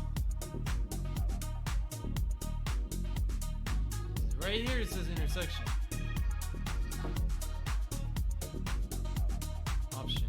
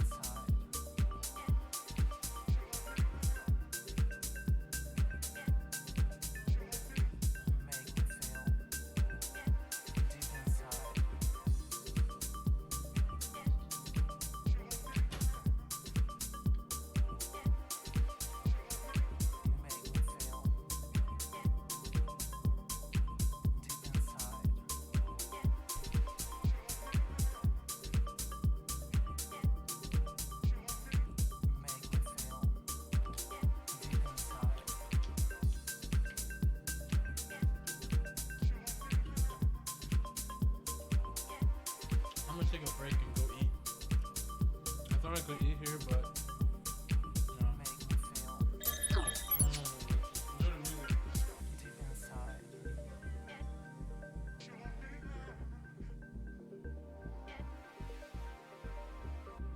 Nobody can tell me who you are. This is real or my mind.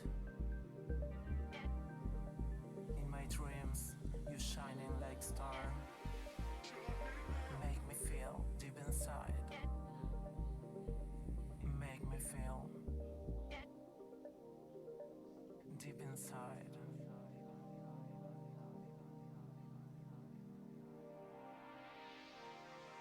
This is what I want.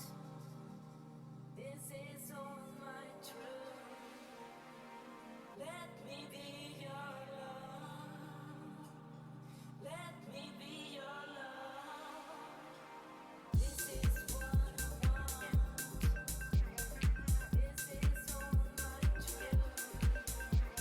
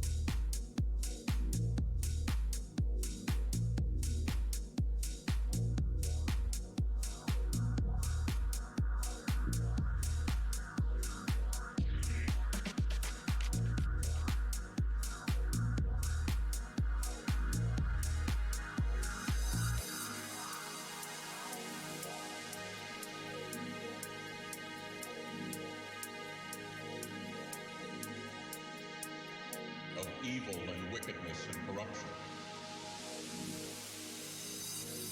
to become larger and larger by the day.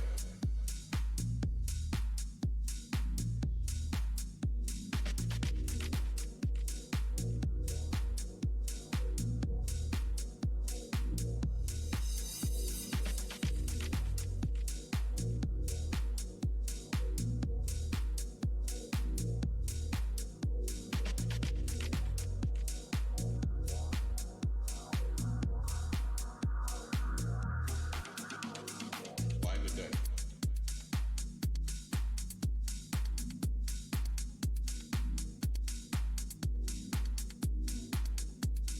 But to become larger and larger by the day.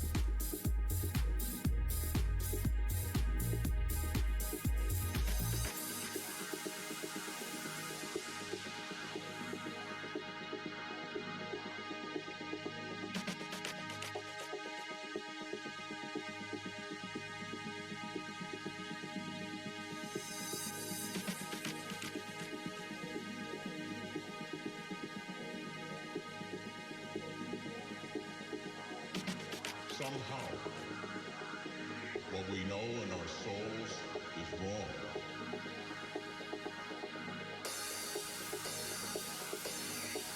It is a crisis of faith. It is a crisis with our young people. And that only mirrors what's happening in the world. Somehow, wrong has become right. Somehow, what we know in our souls is wrong. We are allowing the few with the loudest voices to control the many and tell them how to think, how to act, how to behave. And because of that, through our apathy, through our complacency, through our silence, we are allowing of evil and wickedness and corruption.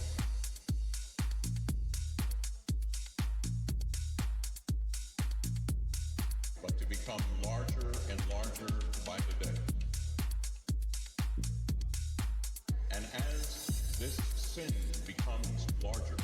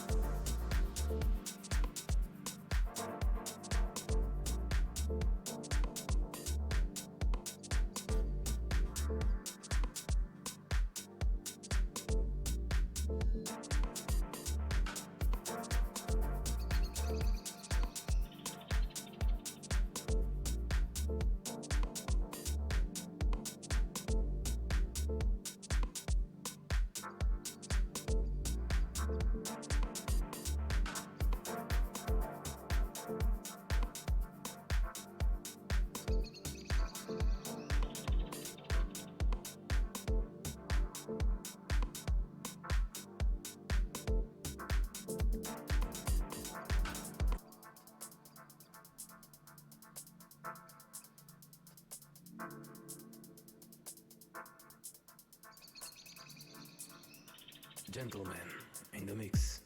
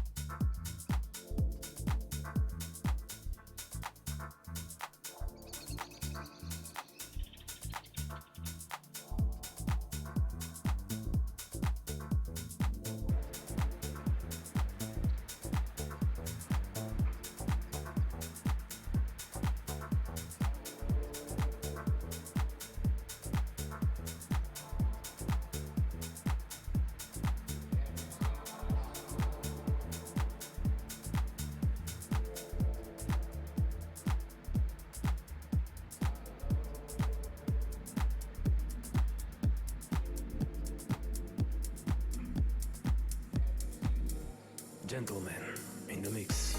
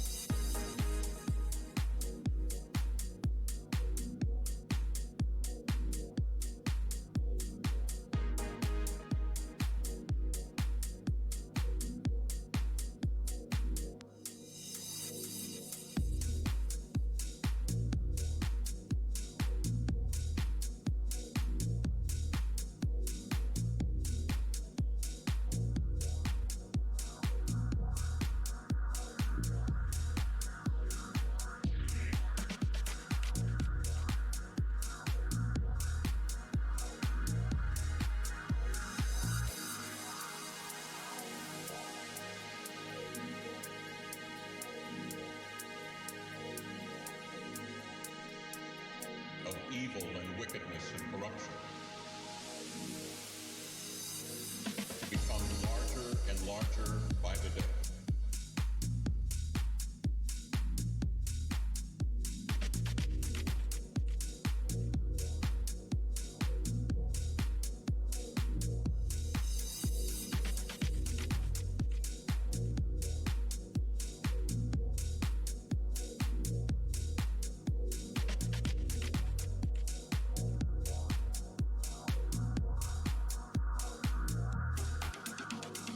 By the day.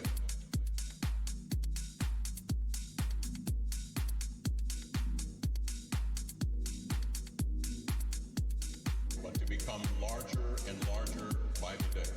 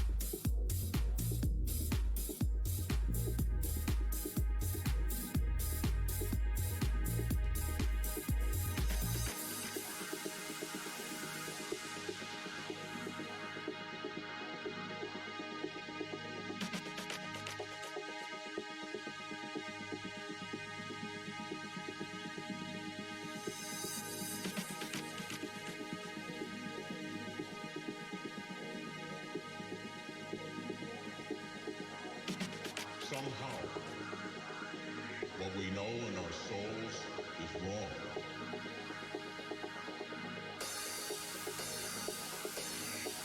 It is a crisis of faith. It is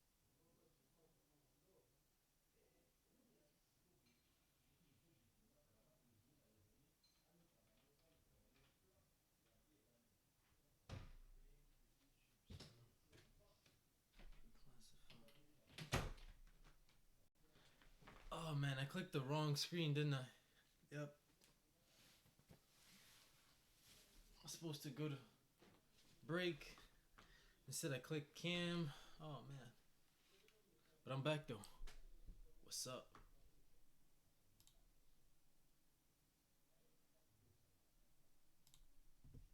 I'm back though. a crisis.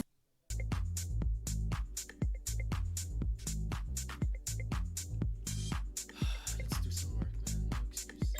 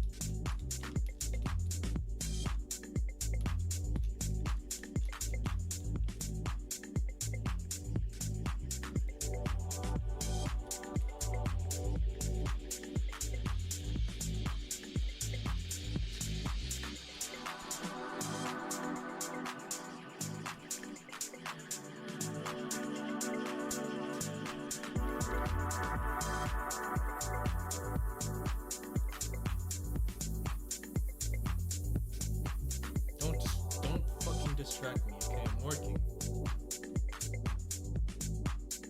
I'll be out here looking for my t-shirts. I'm not gonna get it. I'm busy. Shut the fuck up and go sit down somewhere.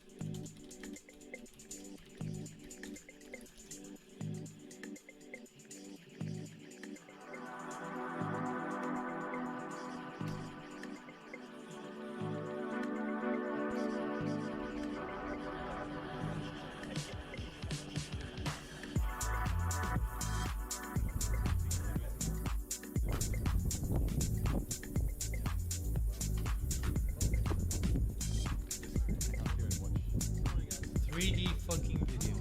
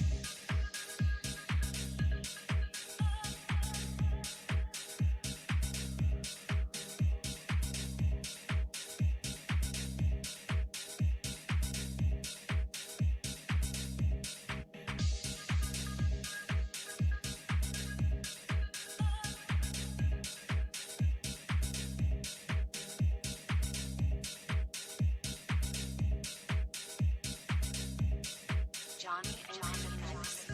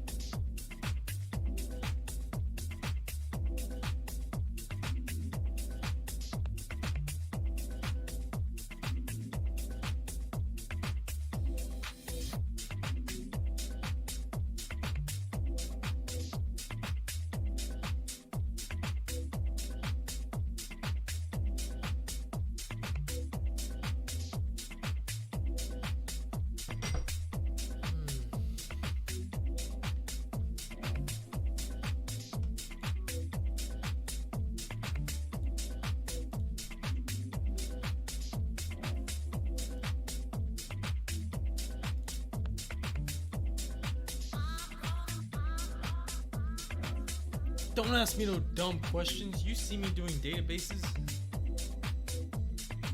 I watched the Egyptology video earlier and I talked to Look about it, but now I'm working. Stop trying to distract me, women. God damn.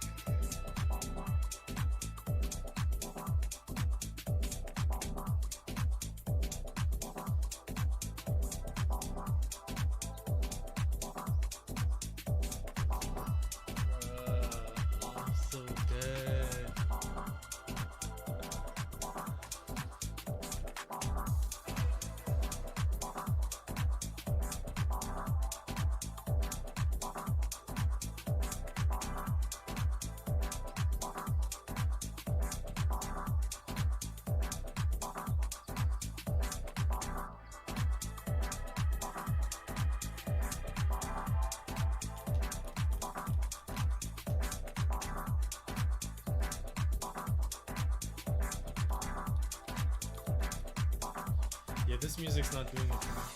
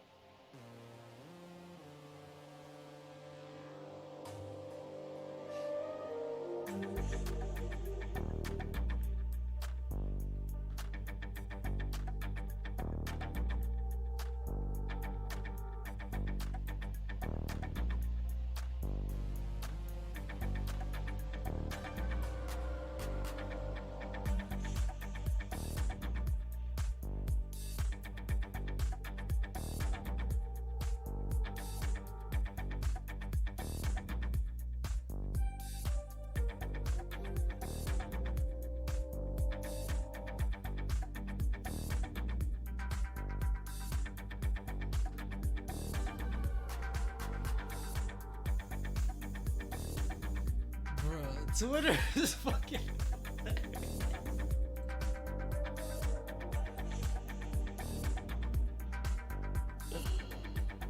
Bruh!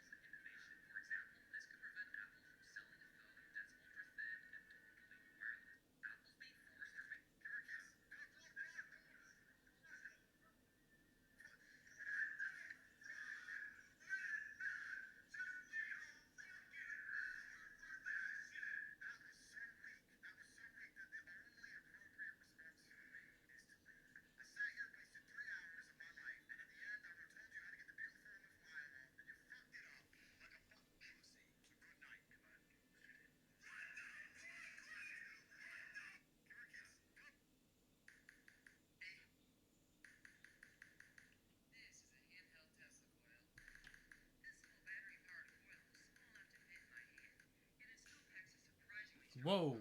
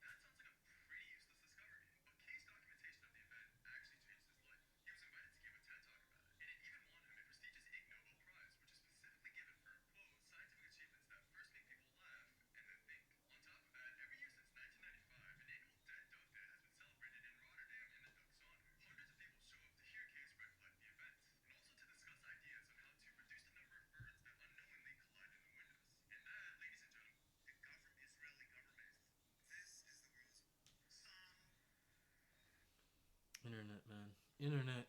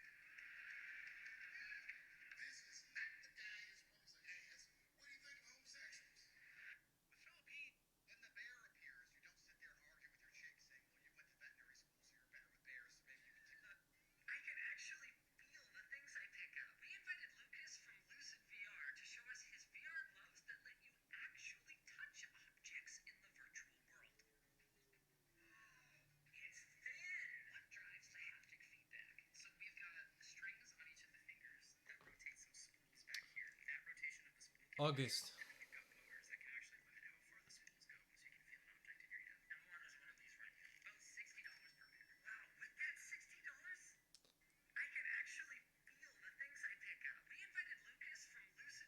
But I don't even think I'd be skating. I think I'd be working on some coding projects, to be honest.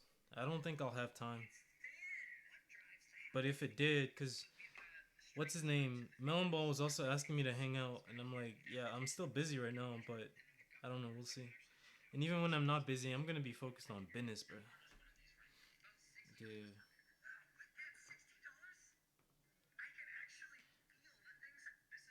So if you're all about that guaparuni, we can talk.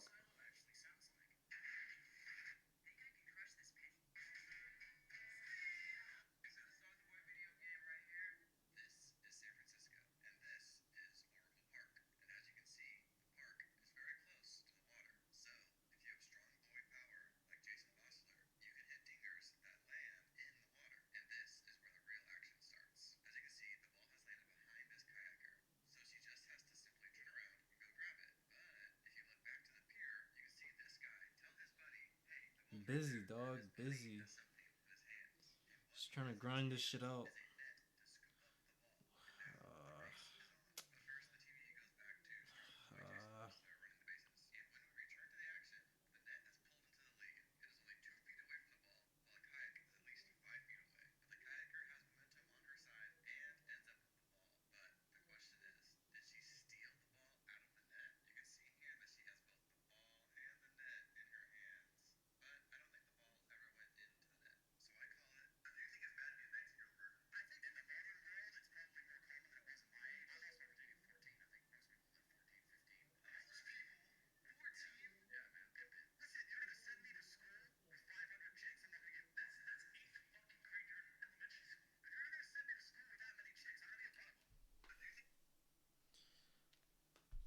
Yeah, I've just been busy, dog. And I was dating this girl. We broke up.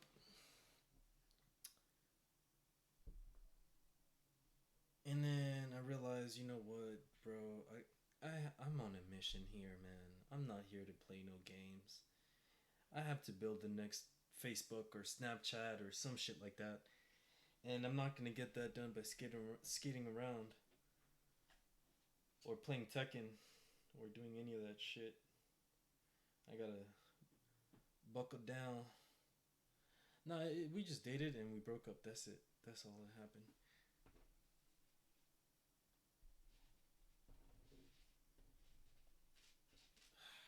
It's not something I really want to talk about for real. But it helped me, like, cause before I started dating her, I went on this like long period of time where I was just studying really hard, right? And then I got so out of touch with like everyday shit that I was like, holy shit, bro, I'm actually forgetting how to do regular people shit. Like I stopped being able to flirt. I stopped being able to be like myself and be macho and be, you know, gregarious and shit. Then I realized you can't have both. You can't build the next Facebook and be, you know, how else can I put it? You can't be the man at the same time. You gotta pick one.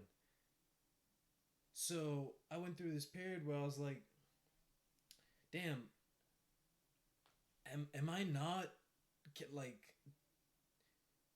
do I not know how to flirt with women? Like, what the fuck is wrong with me? But it's just like my skills were just deteriorating. Then dating her helped me realize, like, oh, that's all that was going on. My skills were just deteriorating a little bit. I just need some extra practice to get back in the game.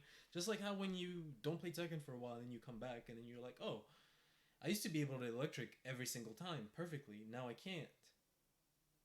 So you gotta just practice again. So I'm like, okay, that's fair. So it's not that I'm ugly. It's not that I can't get bitches.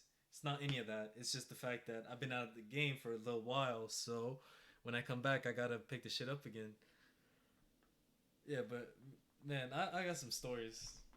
I just want to focus on the good times. Put it like that, man. Cause this girl didn't stand a chance. Me, bro, she couldn't resist. She could not fucking resist. Looking back, I do wish I picked the other girl though. That seemed kind of interesting. She's like taller and thick. Oh my, and cute. I can't even look at her in the face. So, yeah.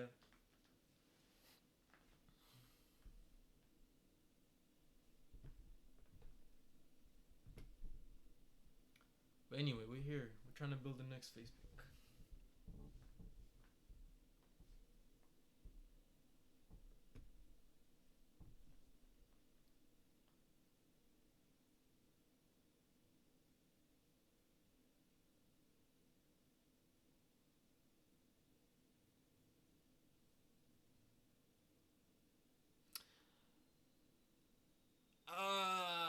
Don't make me puke. Come on, don't be saying that shit.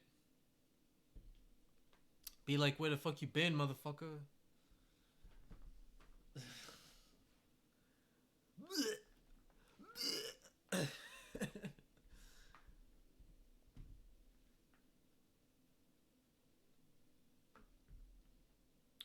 Trey, I'm gonna tell you something. I'm gonna tell you a secret. You ready? I'm gonna tell you a secret. The heist is coming back.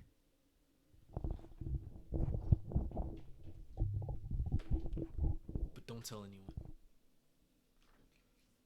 It's coming back. Very soon. Okay, not very soon, but soon. But don't tell anyone. Tell anyone, I'm gonna kill you!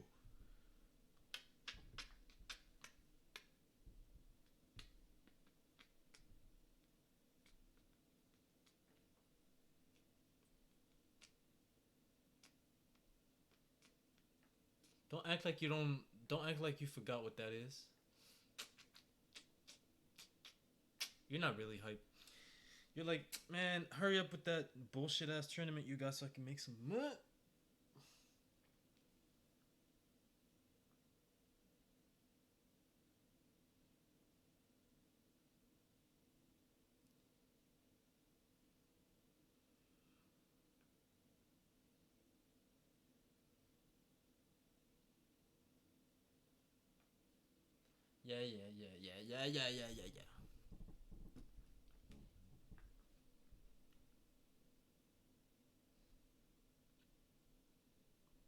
Word.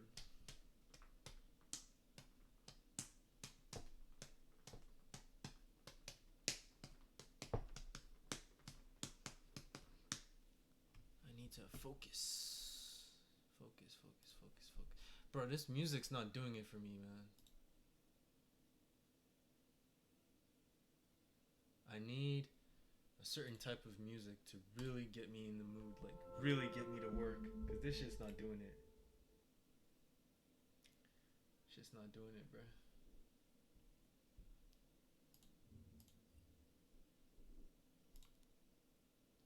And I've been streaming how long? 5 hours.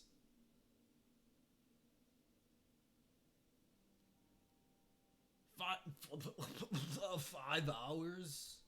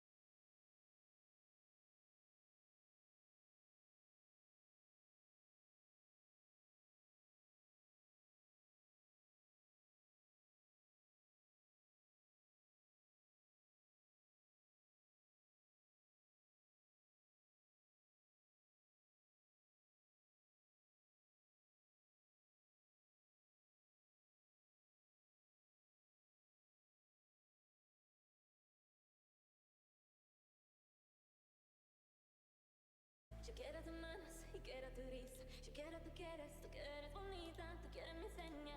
Hace un acento de cadera, siento en mi cadera. Te quiero en mi barco, tú quieres viscola. Te quiero mi chica, yo quiero las olas. Tú quieres mi seña, tú quieres esta mi cadera, siente mi cadera. Siento esa mar, es pasional y te va a gustar. Es pasional y te voy a amar. Yo tengo mi precio, es puro interés. Estoy tranquila caminando por cadera. Son las chicas en arena, cosa buena. Y si te digo que esta noche soy tu amante, adelante, va para adelante. Esta es mi vida caminando por cadera. Esta es mi vida en la cima de la arena. Y si te digo que esta noche soy tu amante, adelante, va saltante. Adelante, va para adelante. Adelante, va para adelante. Adelante, va para adelante. Adelante, va para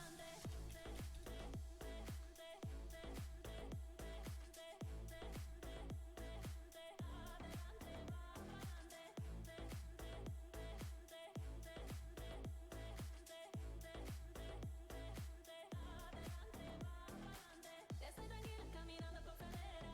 Son las chicas en arena, cosa buena. Y si te digo que esta noche soy tu amante, adelante, va para adelante.